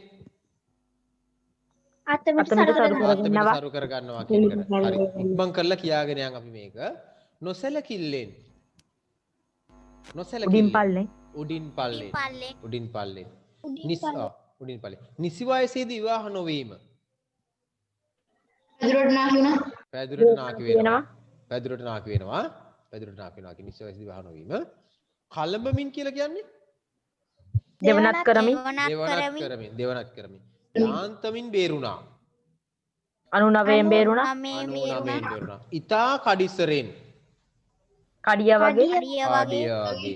නොවැදගතුන්. අතපල්ලෙන් වැටුණා. අතපල්ලෙන් වැටුණා.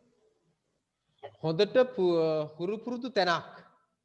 ගෙදර වගේ ගෙදර වගේ. සෙස්සෝ පරදිති.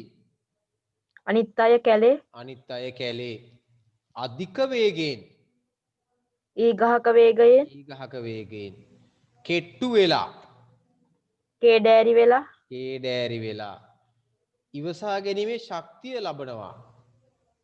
ඔරොත්තු දෙනවා ඔරොත්තු දෙනවා. ඊළඟට ගැලවෙන්ට අපහසු ගැටලුව උර චක්‍රමාලය උර චක්‍රමාලයක්. ඊළඟට රහසිගතව දෙනු ලබන උපදේශ උල්පන්දම් දෙනවා උල්පන්දම් දෙනවා. බලමු අපි උල්පන්දම් දෙනවා. ඊළඟට මුකුළු කරනවා. කොකම් පානවා කොකම් පාන. මොකද මේ කොකම් පාන්නේ කියලා අපි අහනවා නේද? ඕනෑම දෙයකට යොදා ගන්න දේ. කෝකටත් තෛලය තෛලය ස්ථිර අධිෂ්ඨානයෙන් සිටිනවා. එහෙම එකක් තියෙද? නෑ නේද? නෑ කිසිම හැඳුනුම් කමක් නැති. කටුවට වහල්ල නැති කාටුවට වහලට නැති. දැන් බලන්න මේක එකක් තියෙද කියලා. හරිද? තියෙනම් බලන්න මට හරියට අමුතු අදහසක් එන්නේ වෙලාව නැති නිසා. ඕනෑම දෙයකට යොදන්න දෙය. හරි. මොකද මේ අපි ඉන්නේ එකිනෙක භාවිත ප්‍රායෝගික භාවිත ඉක්මන් කළයන් කොකම් පානවා. මොකෝ මේ කොකම් පාන්නේ? මොකද මේ කොකම් පාන්නේ? මොකට මෙතෙන් වෙලා කොකම් පාන්නේ? කොකම් පාන්නේ තු ගෙදර ගිහලා වැඩක් කරගන්න. ගෑනලා මෙහෙම කතා කරගෙන කොකම් පානවා කියලා කියනවා නේද? නේද? අපෝ මොකෝ මේ කේඩෑරි වෙලා ගිහිල්ලා. කන්නේ නැද්ද මේ දවස්වල? කීවා කේඩෑරි වෙලා ගිහලා ඇදිලා ගිහිල්ලා නේද? ඔය ඉතින් හැම කොයි කෝකටත් තෛලිය ඔන්න ඕකනේ. පන්ති නැත්තම් ඉස්කෝලේ කෝකටත් තෛලිය ඕක මොනවා කිව්වත් ඕක තමයි. ඉස්කෝලේ වැඩ තියෙයි කියලා කියනවා. කොයි වෙලාවෙ බැලුවත් ඕකටත් ඉතින් ඉස්කෝලේ වැඩ තමයි තැලේ පොල් ටිකක් ගන්න කිව්වද නේද? ඉස්කෝලේ වැඩ. නේ කෝකටත් තෛලිය ඕක තමයි. හප්පොයි මේ මොන උර චක්‍රමාලයක්ද නේද? මේ මොන උර චක්‍රමාලයක් මේ දමාගත්තද කියලා නේ අපි අහන්නේ. මේ එහෙම නිකන් අහනවා.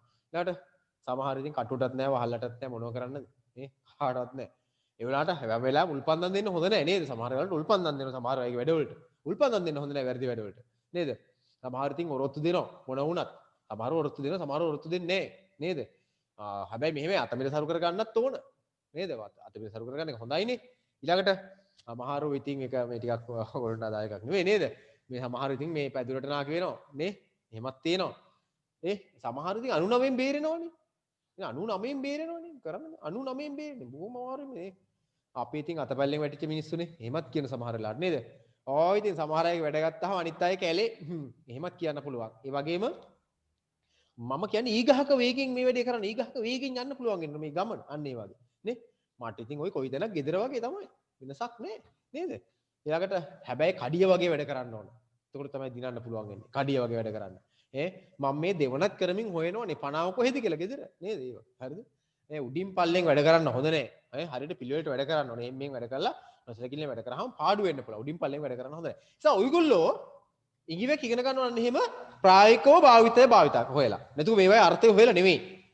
මම දුන්නු අර්ථය යාම අවබෝධයක් කරගන්න මිසක් ඒවා ලියන්නේ නෑ, හොයන්නේ නෑ. ඔබ කල යුත්තේ මෙන්න මේ වචන ප්‍රායෝගික භාවිතයේ යෙදෙන අවස්ථා පිළිබඳව විමසීමට ලක් කරන්න. ඒක තමයි කල යුත්තේ වෙන මොනවාක්වත් නෙමෙයි මේක. හරිද? හරි. එහෙනම් ඔන්න මේ නිබන්ධනයේ මේ කොටස් දෙකත් ඔයගොල්ලෝ ලියන්න නැති. මේකේ අඩුපාඩු මම ඊළඟ දවස් කතා කරනවා. හරිද? මේ සම්පූර්ණ මේ නිබන්ධනයේ දැන් ඔයගොල්ලන්ට කරන්න බලා. මම කරන්න එපා කිව්ව කොටසක් නෑ නේද මේකේ? මේ ටික කිව්වා මේ ටික කරන්න කිව්වේ නෑ නේ. මේ ටික මම දෙනවා ඉස්සරහදී හරිද? මේ ටික කරන්න කිව්වේ නෑ මට මතක විදිහට. පළවෙනි ප්‍රශ්නේ. මෙන්න මේ ටික දරුවෝ මේ ඔයගොල්ලෝගේ අච්චු පොතේ තියෙන ටිකක් මේ. මේ ටික ඔයගොල්ලෝගේ අච්චු පොතේ තියෙන්නේ. ඒක නිසා ඒ අච්චු පොතේ තියෙන ටික ඔයගොල්ලෝ මේ මට මතක පාඩම් කරලා ලියන්න මට මතක ඉතින් බලන්න. මේ ටික හරි මම කියන්නම් කොහොමද ඒකේ මට මතක විදිහට පාඩම් කරලා ලියන්න කිව්වා වගේ තියෙන කොටසක් වගේ. මේ ටික කරෙත් නෑ නේද? හරි නොකරපු අපි ඊළඟ දවසේ කරමු. ඔයගොල්ලෝ මෙන්න මේ ටික කරන්න කිව්ව නේද? ඕස කරන්න කිව්වා. මේ ටික කරන්න කිව්වා අඩුපාඩු ටික අපි ටිකක් කතා කරා. අද ටික කරමු. ඊළඟට මේ දෙක කරන්න කිව්ව නේද? ඔව්. මේ දෙක කරන්න කිව්වා. ඊළඟට මේ ටික හරි. මේ මුල ටික තමයි නැත්තේ නේද? පළවෙනි ප්‍රශ්නේ තියෙන නිසා අර පළවෙනි හැඳින්වීම නේද? හැඳින්වීම නම් ඉතින් ගැටලුවක් ඇත්තෙම නෑ ඔයගොල්ලෝ නේද? පාඩම්නේ හැම එකක්ම එකේ තියෙන. හරි ඒක පාඩම් කරලා අපි තියාගමු. ඒක දැන් කරන්න එපා. පාඩම් කරලා තියාගන්න.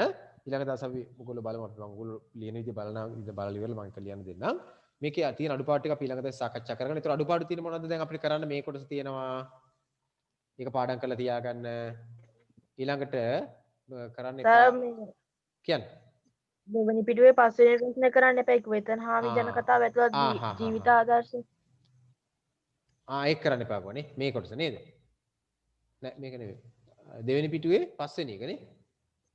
පස්වෙනි එක. අන්තිමට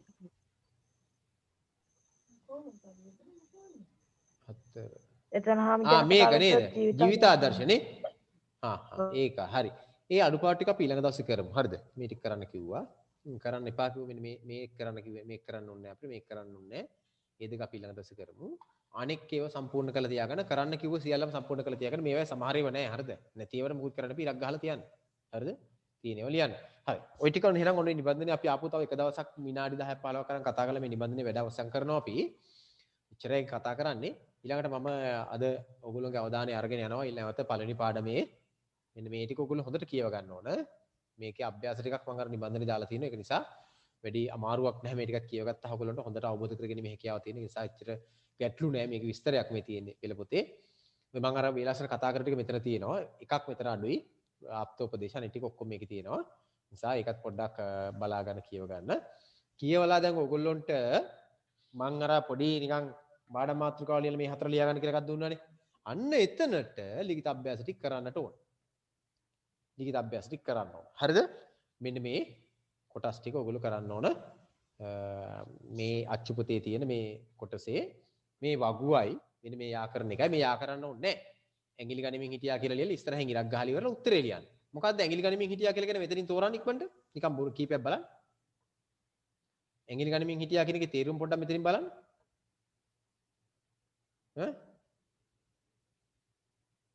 ඇඟිලි ගනිමින් හිටියා කියලා කියන්නේ සතුටින් හා අපේක්ෂාවෙන් හිටියා කියන එක. ඔයගොල්ලෝ අහගෙන නේද ඉන්නේ? සතුටින් හා අපේක්ෂා. ඒ වගේ ඇඟිලි ගනිමින් හිටියා කියලා ලිව්වා ඉස්සරහින් ඉරක් ගැහුවා උත්තරේ හෙව්වා. අමු කැවිලා. හපෝ අමු කැවිලා. ඔය මොකෝ නිකන් අපේ අහන්නේ මොකෝ උඹට අමු කැවිලා? අමු කැවිලා මොකද අමු කැවිලාද කියලා අහන්නේ?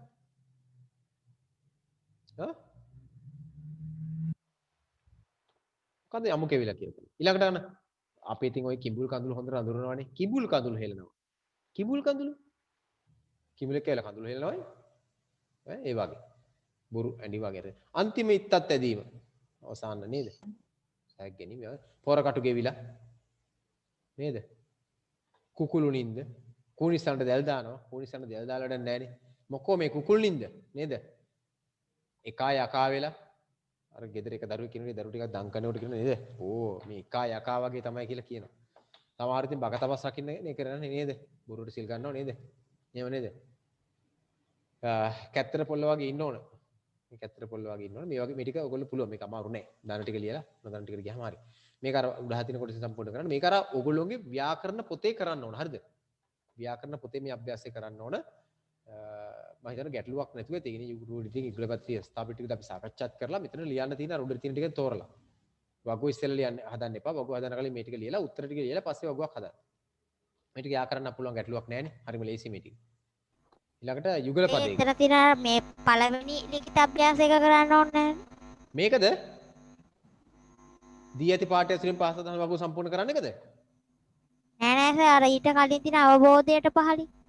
ඒක කරන්න ඕනේ. ඒක තව කොටසක් තියෙනවා විතර කරන්න. පළවෙනි කොටසේ දීකක් තියෙන ඉතුරු වෙලා. ඒක මම කතා කරන ඒක එන්නේ ව්‍යාකරණ වලට නෙවෙයි මට මතක ඔය විදිහට පොඩ්ඩක් බලන්න. ඔය කියන්නේ මෙන්න මේ ටිකනේ නේද? මේකයි දෙකයි තුනයි මේ කොටස් තුනනේ නේද? මට හිතෙන්නේ මේ කොටස් තුන තමයි කියන්නේ. මේ කොටස් තුනෙන් මෙන්න මේක දෙවෙනි එක කරන්න ඕන ව්‍යාකරණ පොතට හොඳද? කතන්දර නිර්මාණ කරන්න තියෙන්නේ. මේක මම ඊළඟ දවසේ මම ඔකට අමාරු නම් කරන්න එපා. මොකද මම මේ කතා කරන්න ඕන එකක්. කතා කරන්නත් ඕන. ගඟටිනි කැපුවා වගේ තැලණේ යකඩ දැක්කම ආචාර්ය උඩ පැනපැන තලනවලු. තටු හැලුණු පක්ෂියා වගේ ආර්ය ගුණ නෑරේ. මේවා මේ ටික ලියන්න ඕන. මේවා අදාළ කරගන්න පුළුවන් කතන්දර තමයි හදන්න ඕන. කතන්දර මේක ලියන්න නෙවෙයි කියන්නේ.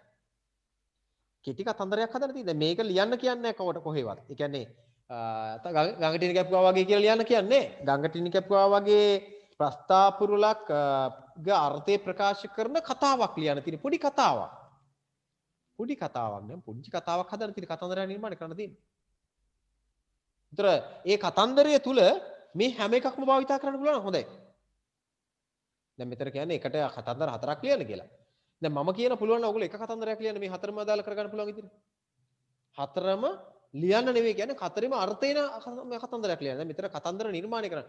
පාසදාන ප්‍රස්තාව පිළිලු අදාළ කරගත හැකි වන ලෙස කතන්දර නිර්මාණය කතන්දරයක් නිර්මාණය කරන්න තිබ්බනම් මේ හතරම භාවිතා කරලා කතන්දර එකක් හදන්න තිබ්බා. දැන් කතන්දර නිර්මාණය කරන්න කියලා තියෙන්නේ. ඒක නිසා මේ හතරෙන් කතා හතරක් ලියන්න වෙනවා.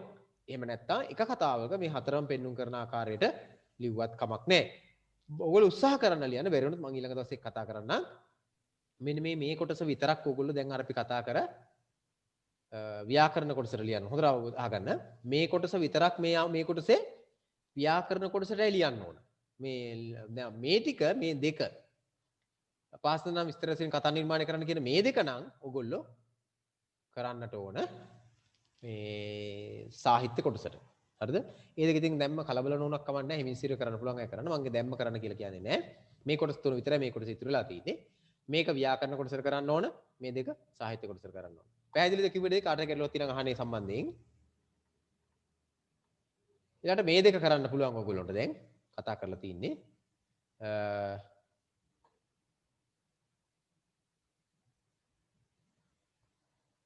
මේක කොහොමත් පුළුවන් නේද නේද? මේ වර්ග හතර දැන් කොහොමත් පුළුවන් මොකෝ? මම දැන් කලින් නිබන්ධනේ දීලා තියෙන මහා ගොඩක්. ඉතින් ඒන් කීපයක් ඒන් 5 විතර 10 විතර මෙතන ලියුණා හරියට පැත්තකට හරිය. සුව පහසු. සුව පහසු කියලා කියන්නේ සමාන අර්ථයන් තියෙන පද දෙකක තුල හැදෙන යුගල පද. සමාන අර්ථයන් තියෙන පද දෙකක තුල හැදෙන යුගල පද 10ක් ලියන්න මෙතනින්. ඈත මෑත. එකිනෙකට විරුද්ධාර්ථවත් පද දෙකක තුල හැදෙන යුගල පද. මෙතනින් ලියන්න කීයක්ද? 10ක්. ලටපට දෙකටම අර්ථයක් නැති 10ක් ලිය හොයාගන්න බෑ ඔයගොල්ලන්ට. තියෙන ප්‍රමාණයක් ලියන්න. රොඩු බොඩු පළවෙනිට අර්ථයක් තියෙන දෙවෙනිට අර්ථයක් නැහැ. ඒ ආකාරී යුගල පද 10ක් ලියන්න. කවා පොවා පූර්ව ක්‍රියාපද දෙකක තුල මේ සැදෙන යුගල පද. ඒ අර්ථේනු මේ වර්ග කිරීම කළා තියෙන්නේ. ඔයගොල්ලන්ට තේරෙනවද මම කියන දේ? මේ වර්ග පහ තියෙන්නේ ඒ යුගල පද හැදින්න තියෙන විදිය අනුව. පළවෙනි එක ගත්තොත් පද දෙකේම අර්ථයක් තියෙනවා. දෙවෙනි එක ගත්තොත් එකිනෙකට විරුද්ධාර්ථවත්. මෙතන සමානාර්ථවත් මෙතන එකිනෙකට විරුද්ධාර්ථවත්. සමානාර්ථවත් පද දෙකක් සුව පහසු කියලා සමානාර්ථවත් පද දෙකක්. ඈත මෑත කිව්වම විරුද්ධාර්ථවත් පද දෙකක්. ලටපට කිව්වහම පද දෙකටම අර්ථයක් නැති පද දෙකක්. රොඩු බොඩු කිව්වහම පළමු පදේට අර්ථයක් ඇති දෙවෙනි පදේට අර්ථයක් නැති. කවාපුවක් වහම පූර්ව ක්‍රියාපද දෙකක තුලින් හැදෙන යුගල පද. ඔයගොල්ලෝ මෙතන ලියන ක්‍රියාපද යුගල පද 10 මේවට ගැලපෙන්න ඕන සුව පහසුකට අදාළ යුගල පද 10. ඕක ලටපට හැර අනිත් ඒවාට ඔයගොල්ලෝ යුගල පද 10 බැගින් ලියන්න පුළුවන්. ඒ සඳහා මගේ නිබන්ධනය අර මං කිව්වා කොටස කරලා ඉවරලා ඒක මෙතෙන්ට අදාළ කරගත්තා නම් හරි. ඒකමයි මෙතෙන්ට කරන්න තියෙන්නේ. හිස්තන් සම්පූර්ණ කරන්න ඉක්මන් කළා කවුරුත් එක්ක කියමු බලන්න. මේක මේ ටිකත් කරන්න ඕන අභ්‍යාසයක් විදියට. ඇද කියන්නකෝ ඇද පැද ඇද මෙතන ඇඳ නෙවෙයි මේ. ඇඳ ඇතිරිලි කියන්න බෑ මේක තියෙන. ඇද පැද මෙතන තියෙන්නේ. මේ ඇඳ නෙවෙයි තියෙන්නේ ඇද. ඒක නිසා ඇද පැද. ඊළඟට ඇදහිලි විශ්වාස ළමයි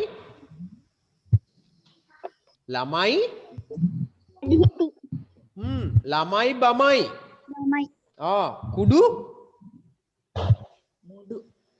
කුඩු කේඩු රැවුම්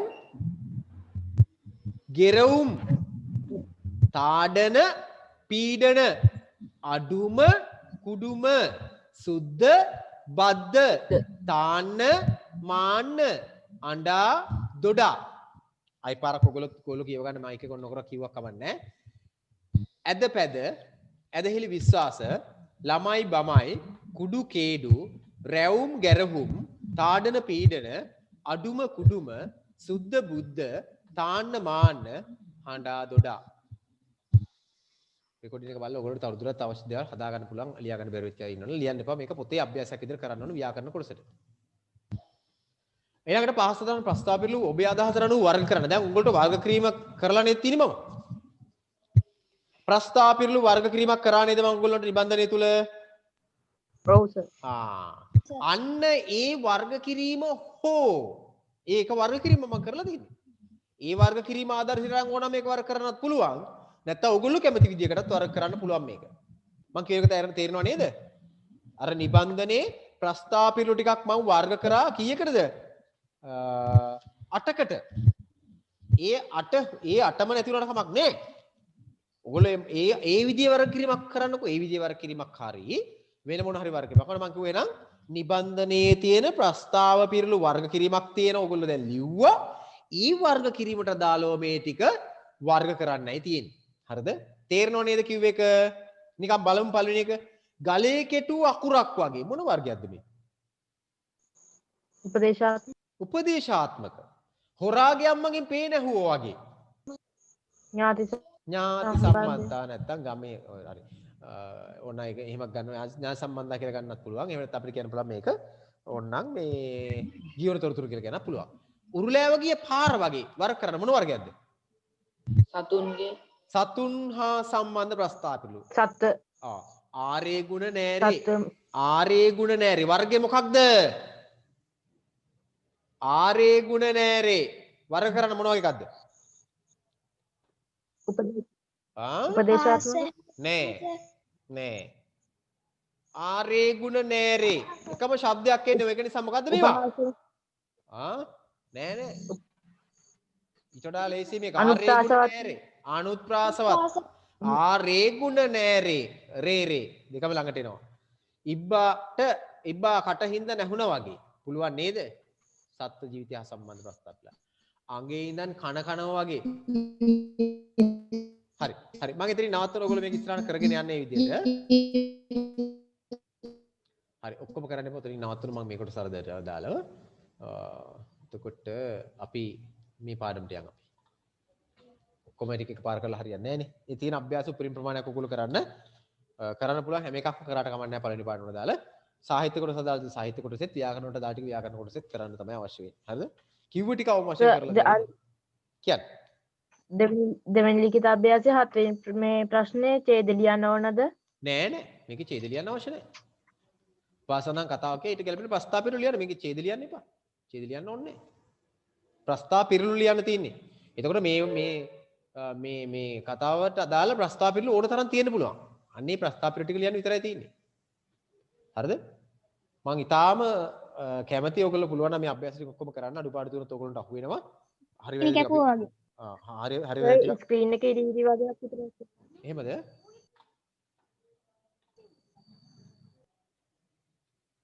දැනුත් එහෙම නෑනේ නේද? හරි. පළවෙනි පාඩම තුල අපි දැන් 95ක් විතර වැඩ අපි අවසන් කරලා තියෙනවා. ඉතිරි පහත් අපි අවසන් කරගමු ඊළඟ දවසේ කතා කරලා. පළවෙනි පාඩම සම්බන්ධව ගැටලු ඇති වෙන්නෙම නෑ. ඊළඟට රබින්ද්‍රනාත් tagore ඔහුගේ නිර්මාණ කියන පාඩමට අපි යන්න හදන්නේ. එතකොට නිබන්ධනයේ මේ පළවෙනි පාඩමේ නිබන්ධනයේ පළවෙනි පාඩමේ අභ්‍යාසය ටිකයි පොතේ අභ්‍යාසය ටික අපි සම්පූර්ණ කර ගන්නට ඕන. උගලට මේ පාඩමට ඔයගොල්ලෝ නිබන්ධනයක් ලැබෙතේ නිබන්ධනයේ ඇත්තේ අංක 2 කියලා එන්න ඕන එකට 1 කියලා ඇත්තේ එකත් 1 2 කියලා හදා ගන්නට ඕන. මට ඇත්තටම පොඩි කොටසක් අතපසු වුණා ඔයගොල්ලෝගේ පළවෙනි දවසේ ඉඳලා පාඩම් කරවන්න තියච්ච කොටසක්. දැන් ඒක කරන්න කාලෙ මදි නමුත් අපි පාඩම් කරන්නට ඕන. හරිද?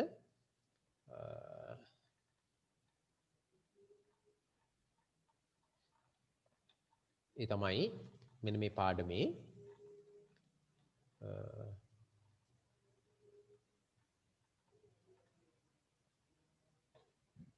මෙන්න මේව පාඩම් කරන්න ඕන දරුවනේ. දැන් මේ වහන විභාගවලදී අහලා තියෙනවා වාර විභාගවල එහෙම අහලා තියෙනවා. ඉදිරිපත් සම්පූර්ණ කරා. රබින්ද්‍රනාත් tagore කියන නිර්මාණකරුවාගේ වැදගත් සංසිද්ධි කීපයක් ඔයගොල්ලෝ රබින්ද්‍රනාත් මේ දැන් අපි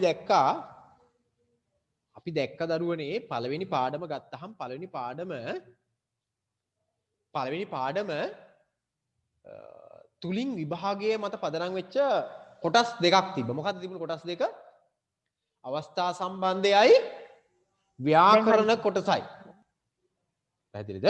අවස්ථා සම්බන්ධයයි ව්‍යාකරණ කොටසයි වෙනම ඍජු ප්‍රශ්න විදිහට එන්න පුළුවන් ඒවා. ඊට අමතරව පළවෙනි පාඩමේ තියෙන ඒ කතා රස ගොඩනැගීම, කතා ගොඩනැගීම් ආදී සමස්තයක් විදිහට ලේඛන කාර්යයේදී භාවිතා කිරීම, ප්‍රස්තාවපිට ලිංගික භාවිතා කිරීම පිළිබඳ අවබෝධයකුත් ඔයගොල්ලන්ට අවශ්‍යයි. ඒතර පාඩමක් යෙදිලා තියෙන්නේ මොන පදනමින්ද කියන ඕගොල්ලෝ තේරුම් ගන්න තියෙන බෑ. ඒක තමයි තේරුම. දෙක දෙවෙනි පාඩම පදනම් වෙන්නේ කවර ප්‍රශ්න පත්‍ර ප්‍රශ්නයක් මතද? මොන වගේ ප්‍රශ්නයක් මතද සාමාන්‍ය ගොඩනැගෙන ඇත්තේ දෙවෙනි පාඩම? මොන වගේ දෙවෙනි පාඩම? හිතලා කියනකො දෙවෙනි පාඩම. විභාගෙදි මොන වගේ දේවල් දෙවෙනි පාඩමෙන් අහන්න. අපි ඒක දැනගෙන ඉපේ පාඩම සාකච්ඡා පාඩමට යන්න. රචනාව මතක තබා ගන්න පළවෙනි කාරණාව. දැන් විභාගෙට එන එකක් නෑ රබින්ද්‍රනාත් tagore සහෝගේ නිර්මාණ ගැන ලියන්න. එන්න පුළුවන් කොහමද? මා සිද්ගත් චරිතය. මා සිද්ගත් චරිතය කොහොන්න පාඩමක් තියෙන දෙවෙනි පාඩම. ඒ පාඩමේ තියෙන මේ චරිතය ඔබගේ සිත් ගන්න චරිතයක් බවට පත් කර ගන්න ඕන. දැන් මම මේකේ අවසානයේ මේ පාඩම දෙවෙනි පාඩම අවසානයේ මම ඔයගොල්ලෝගෙන් බලාපොරොත්තු වෙන කාරණා දෙකක් තියෙනවා. එකක් තමයි මේ පාඩම තුලින් රබීන්ද්‍රනාත් tagore පිළිබඳ තොරතුරු ඔයගොල්ලෝ එකතු කර ගන්න ඕන. පාඩමේ විස්තරය තුලින් රබීන්ද්‍රනාත් tagore පිළිබඳ විස්තර ටිකක් එකතු කර ගන්න ඕන. දෙක රබීන්ද්‍රනාත් tagore කියන චරිතයට ඔබ කැමති ඇයි මොන කරුණු නිසාද කියලා කියන්න පුළුවන් වෙන්න ඕන. මම කියනක උන්ට තේරෙනවා. ඒ නිසා රබීන්ද්‍රනාත් tagore නැත්නම් tagore නිර්මාණ කියන දෙවෙනි පාඩම අපි ඉගෙන ගත යුතු වන්නේ මතක තබා ගන්න රචනාවක් මත පදනම් වෙලා. කියන රචනාවක් ලියන්න මතකේ රචනා. මතක තබා ගන්න දරුවනේ මේක මම පන්ති ඇතුලේ කරා නම් මේකේ තියෙන සියලුම රබීන්ද්‍රනාත් tagore සම්බන්ධ සියලුම තොරතුරු පාඩම් කරවනවා. පාඩම් කරවනවා පන්ති තුල. පාඩම් කරවලා මතකයෙන් රබීන්ද්‍රනාත් tagore පිළිබඳව මතකයෙන් කරුණු මතකයෙන් මේ රචනාව ලියවන ඒ කරුණු වලින් අභ්‍යාසයක් විදිහටම කරනවා. මේ ක්‍රමය තුල මට ඒක කොහොම කරන්නද කියලා තවම හිතා ගන්න බෑ. කොහොමද කරුණු පාඩම් කිරීමේ උවමනාවක් තියෙනවා. ඒක මම කිව්වහම කැම්බෙකොන් කළා මම කිව්වන් පස්සේ ඒක කියන්න සූදානම් වෙන්න. මම කියන්න මොකද්ද කරන්න කියලා දැන්ට එච්චර කලබල වෙන්න එපා. කරන්න ඕන ටික මම කියන්නම්. දැනට ටික මතක තබා ගන්න. රබීන්ද්‍රනාත් tagore පිළිබඳව මේකේ තියෙනවා. හරි. මම රබීන්ද්‍රනාත් tagore කියන නිර්මාණකරුවා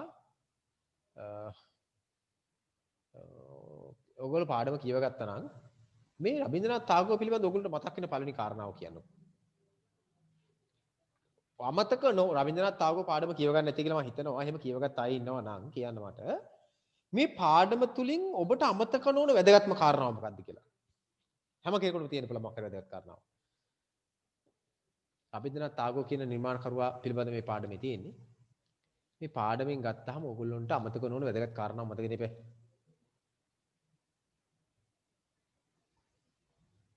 සංදීප ඔයාට මොකද්ද ඔකේ මතක් වෙන්නේ වැදගත්ම කාරණාව? බලන්න නැතුව නිකන් ටක් ගාලා රබීන්ද්‍රනාත් tagore කියනකොට මතක් වෙන මොකක් හරි එකේ තියෙන පාඩම සම්බන්ධයෙන් ගත්ත.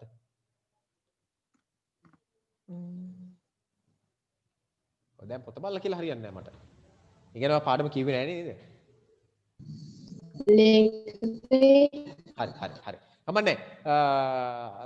දැන් පාඩම කියවපු අය කවුද ඉන්නේ? තනුලි පාඩම කියවුවද හොඳට? දැන් මේ පාඩම කියවන්න ඕන. එතකොට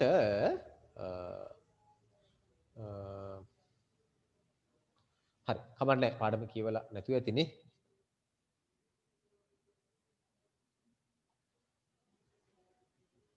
රුවන්දි පාඩම කියවුවද? දැන් නෙවෙයි. මීට කලින් වරක් කියවලා තියෙන කියලා අහන්න.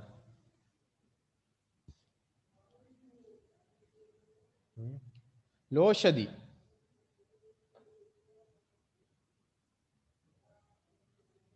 කවුරු පාඩම කියව ගන්න කෙනෙක් මයික් ඔන් කරලා කියන මම පාඩම කියවගත්තා කියලා. පොඩි දෙයක් මම බලන්න හදන්නේ. කවුද උතන පාඩම කියවගත්ත කෙනෙක් ඉන්නේ? දුල්මිනි කියවගත්තද? එකවරක්වත් හරි කමක් නැහැ. මම නිශ්ශබ්දතාවයෙන් පෙරියන්නේ කිසිකු නියමාකාරයෙන් පාඩම කියවගෙන නැති බවයි. එතකොට පාඩම ඔගොල්ලෝ එකපාරක් කියවන්න. දැන් නෙවෙයි පස්සේ එකපාරක් කියවන්න. කියවලා අවසන් වුණාම රබීන්ද්‍රනාත් tagore සම්බන්ධයෙන් ඔගොල්ලන්ට මතකෙටෙන වැදගත්ම කාරණාව මම ඊළඟ දවසේ අහනවා. ගොඩක් කරුණු තියෙන පාඩම තුල. රබින්ද්‍රනාත් tagore නිර්මාණකරුවාගේ නිර්මාණ රාශියක් තියෙන නිර්මාණ සේරම පාඩම් කරගන්න ඕන. අවබෝධ කරගන්නට ඕන. අවබෝධයෙන් පාඩම් කරගන්නට ඕන. කොහොම නමුත් රබින්ද්‍රනාත් tagore කියන පාඩම තුලින් ඔයගොල්ලෝ අවබෝධ කරගත්ත යමක් තියෙනවා නම් නැත්තම් පාඩම් කරගත්ත යමක් තියෙනවා නම් ඒක හරි වටිනවා. මොකද එයාගේ ජීවිතය සම්බන්ධයෙන් අපි දැනගෙන ඉන්න ඕන නිසා. අපි රබින්ද්‍රනාත් tagore කියන පාඩමට ගිහිල්ලා ඒක මෙන්න මෙතනින් මම පටන් ගන්න කැමතියි. අදට ඒ තමයි දොර කවුළු හැම වැසුණු දෙවුලක කාටද මේ පුදන්නේ දිනෙත් විදහා බලනු මැන ඔබ දෙවිඳු අභියස නොවන්නේ මන් සදන්නන් ගල කඩන තැන බිම් කොටන්නන් සරණ වැඩබිම දූලි තැවරුණු සලු දරාගෙන අව්වේ වැස්සේ සිටි දෙවියෝ කාට හරි මෙන්න මේ රබින්ද්‍රනාත් tagore මහතාගේ නිර්මාණයකින් උපුටාගත්තු උද්ෘතයක් නෙවෙයි තියෙන්නේ. මේක හා සම්බන්ධ ගීතයක් තියෙන මතක් කරන්නකො මට කවුරු හරි. කාට හරි මේ අර්ථයන් දෙන ගීයක් මතක් කරන්න පුළුවන් නම්.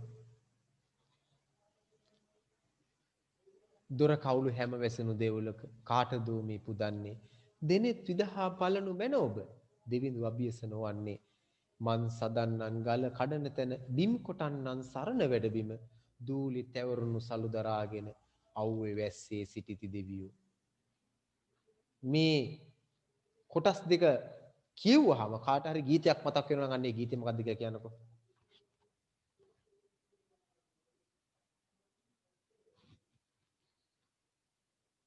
කාටවත් මතක් වෙන්නේ නැද්ද? බලන්නකෝ මෙන්න මේ ගීතය.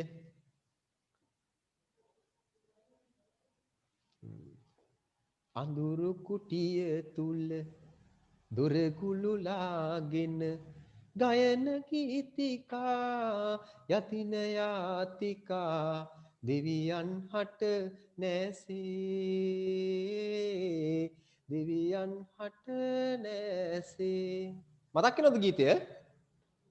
අහලා තියෙනව නේද? අපේ දරුවෝ ගීතය අහලා තියෙනව නේද? අහලා නැත්තම් අහන්න අනිවාර්යෙන්. අහලා නැත්තම් අහන්න. ඒ ගීතය හදලා තියෙන්නේ මෙන්න මේකෙන්.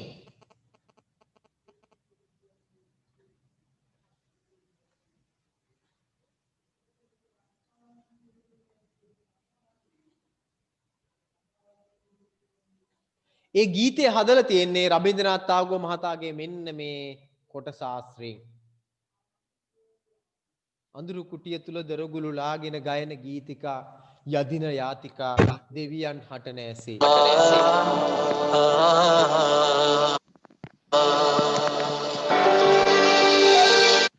හරි නේද?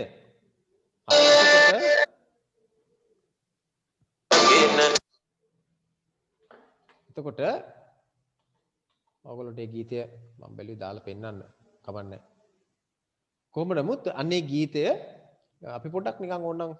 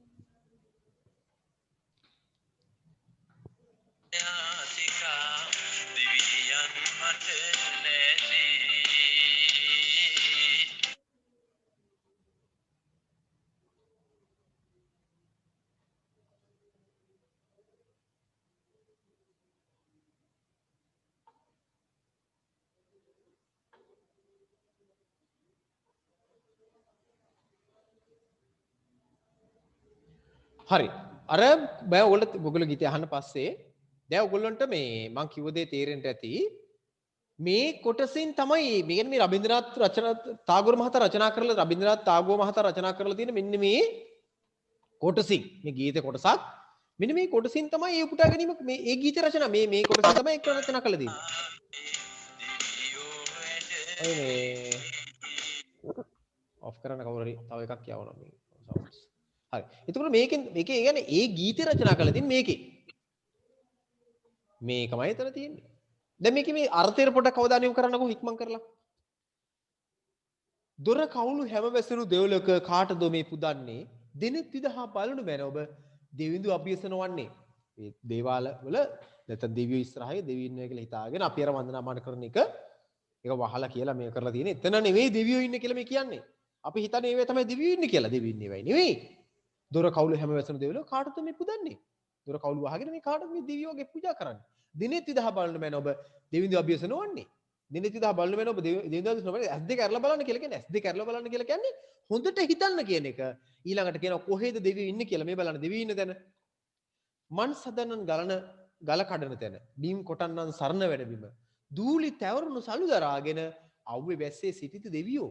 මෙන්න දෙවියෝ ඉන්නේ කොහෙද? මෙන්න මේ වැඩබිමේ දෙවියෝ ඉන්නේ. ඒ නිසා දේවාල ඇතුලේ නෙමෙයි දෙවියෝ ඉන්නේ. ඇත්ත දෙවියෝ ඉන්නේ මේ වැඩබිමේ. ඒ මිනිස්සු තමයි මේ ලෝකේ මේ සුඛිත මුත්ත කරන්නේ. මේ ලෝකේ මේ තරම් හොඳ තැනකට ගේන්නේ. වැඩ කරන මිනිස්සු. වැඩ කිරන මිනිස්සු නැත්තම් මේ ලෝකේ කවුරුත් දෙවියොත් අපි දිහා බලන්නේ නැහැ. නිසා සැබෑ දෙවියෝ ඉන්නේ මෙන්න මේ වැඩබිමේ. ඒ නිසා අපි ඒ දෙවියෝ පිළිබඳව තමයි අපි ගෞරවයක් ඇති කර ගන්න ඕනේ කියලා තමයි මේ ගීතෙන් කියන්නේ. ඉතින් ඕක පදනම් කරගෙන ටීඑම් ජයරත්න ගායනා කරන ගීතය මෙන්න මේ පද රචනා මත පදනම් වෙච්ච ගීතයක් බව මතක තබා ගන්නට ඕන. හරි. ඊළඟට මම මේකේ දැන් අපිට ඇත්තටම කොටසින් කොටස යන්න වෙලාව මදි. නමුත් ඔයගොල්ලෝ මේ පාඩම කියව ගන්න අතරේ ඊළඟ දවසේ කියව ගන්න අතරේ ඊළඟ දවසේ කියව ගන්න එන්නට ඕන. මේ පාඩමේ තියෙන දරුවනේ රබීන්ද්‍රනාත් ටාගෝර් මහතා රචනා කරපු නිර්මාණ ටිකක් පාඩමේ තැනින් තැන තියෙනවා. ඔයගොල්ලෝ පැන්සලක් අරගෙන පොඩි නිකන් යාන්තම් ලාවට වගේ ලකුණු කරන්න කොහෙද ගීත ඒ ඔහු රචනා කරපු නිර්මාණ තියෙන්නේ කියලා මේ පාඩම වල. දැන් පළවෙනි ඡේදයේ තියෙන ඔහුගේ පැලැන්තිය පිළිබඳ විවරණයක් මෙන්න මෙතන ඉඳලා තියෙනවා. දැන් රාමායනයයි මේ ගීත ගෝවින්දය ඔහුගේ නෙමෙයි. හරිද? රාමායනය කියලා කියන්නේ වාල්මීකියේ නේ රාමායන ඉන්දියාවේ නේද? මහාභාරතයේ තිබිච්ච මහාභාරතයේ ඉන්දියාවේ තුන නිර්මාණ දෙකෙන් මහාභාරතය සහ රාමායනය කියන ප්‍රධාන නිර්මාණ දෙකක් නේ. ඒක රාමායන කියන්නේ වාල්මීකි රචනා කරපු රාමායනය මේ. කාලිදාසගේ නාට්‍ය වගේම ගීත ගෝවින්දය ඒ වගේ නිර්මාණ කරත් මේ කියන්නේ. ශේෂ්ත්‍රයේ ශෝකාන්ත නාට්‍ය. ඒවා නෙමෙයි මේ. ඒ ඔහු රචනා කරපු නෙවෙයිනේ. එතකොට මෙන්න මෙතන ඉඳලා කබි කහානි කියන මෙන්න මේ කෘතියේ ඉඳලා කබි කහානි කියන කෘතිය, බක්න හෘදය කියන කෘතිය, බානුසිංහ කියන කෘතිය, සන්ධ්‍යා සංගීත කියන කෘතිය, ප්‍රභාත් සංගීත කියන කෘතිය ආදී කොටගත්තු කෘති ටිකක් මේ පාඩමේ සඳහන් වෙනවා. ඔහු රචනා කරපු. තව ඉස්සරහට තව නිර්මාණ කීපයක් තියෙනවා ඔහු රචනා කරපු. මේ ස්මරණ කියන කෘතිය, මේ තියෙන්නේ කතෝ කාහිනි, නයි වෛද්‍ය, තැපැල් කන්තෝරුව, අඳුරු කුටියේ රජතුමා වගේ නිර්මාණ, ගීතාංජලි වගේ නිර්මාණ ඔහුගේ නිර්මාණ විදිහට අපි සලකනවා. ඒතකොට මේ අන්නේ ඔහුගේ නිර්මාණ ටික විශේෂ කරලා දක්ව ගන්නට ඕන. විශේෂ කරලා දක්ව ගන්නට ඕන. ඊළඟ දවසේ පාඩම් කරගන්න අවශ්‍ය අපි ඒ ටික බලන අතරේ. හරිද? එහෙනම් ඔන්න ඔයගොල්ලෝගේ මේ පාඩමට දාලා මෙන්න මේ පස්වෙනි පාඩමේ කවි පාඩම් කරනව වෙනුවට මට අතපස්සේ පස්වෙනි පාඩමට ගියේ අපි කවි පාඩම් කරන්න. මෙන්න මේක ඊළඟ දවසේ මම පාඩම් ගන්නවා. මේක දැන් පාඩම් ඉති අපේ ළමයින්ට දොර කවුළු හැම වැසුණු දේවල් කියන කොටස් දෙකයි. ඒ වගේම විනාශ කරද මේ පැමිණෙන්නේ කියන කොටස මෙන්න මේ කොටස් දෙක ඊළඟ දවසේ ඔයගොල්ලන්ට පාඩම් වෙන්නට ඕන. ආයි කියන්නම් මෙන්න මේ දොර කවුළු හැම වැසුණු දේවලක කාටද මේ පුදන්නේ කියන කොටසයි මන්ස දන්නන් ගල කඩතැන තියෙන කොටසයි විනාශ කරද මේ පැමිණෙන්නේ කියන කොටසයි කියන කොටස් තුන ඕගොල්ලොන්ට ඊළඟ දවසේ පාඩම් වෙලා තියෙන්නට ඕන. හරිද? හරි. එහෙනම් ওই කොටස් තුන ඊළඟ දවසේ පාඩම් කරලා තියාගන්න. කැම් එක ඔන් කරලා මම කවි තුන ගන්නවා. කවි කොටස් තුන ගන්න කැම් එක ඔන් කරලා කියන්න ඕන. ඍජුවම ඔගොල්ලෝ කැම් එක දිහා බලලා එහෙම මේ බලන්න බෑ.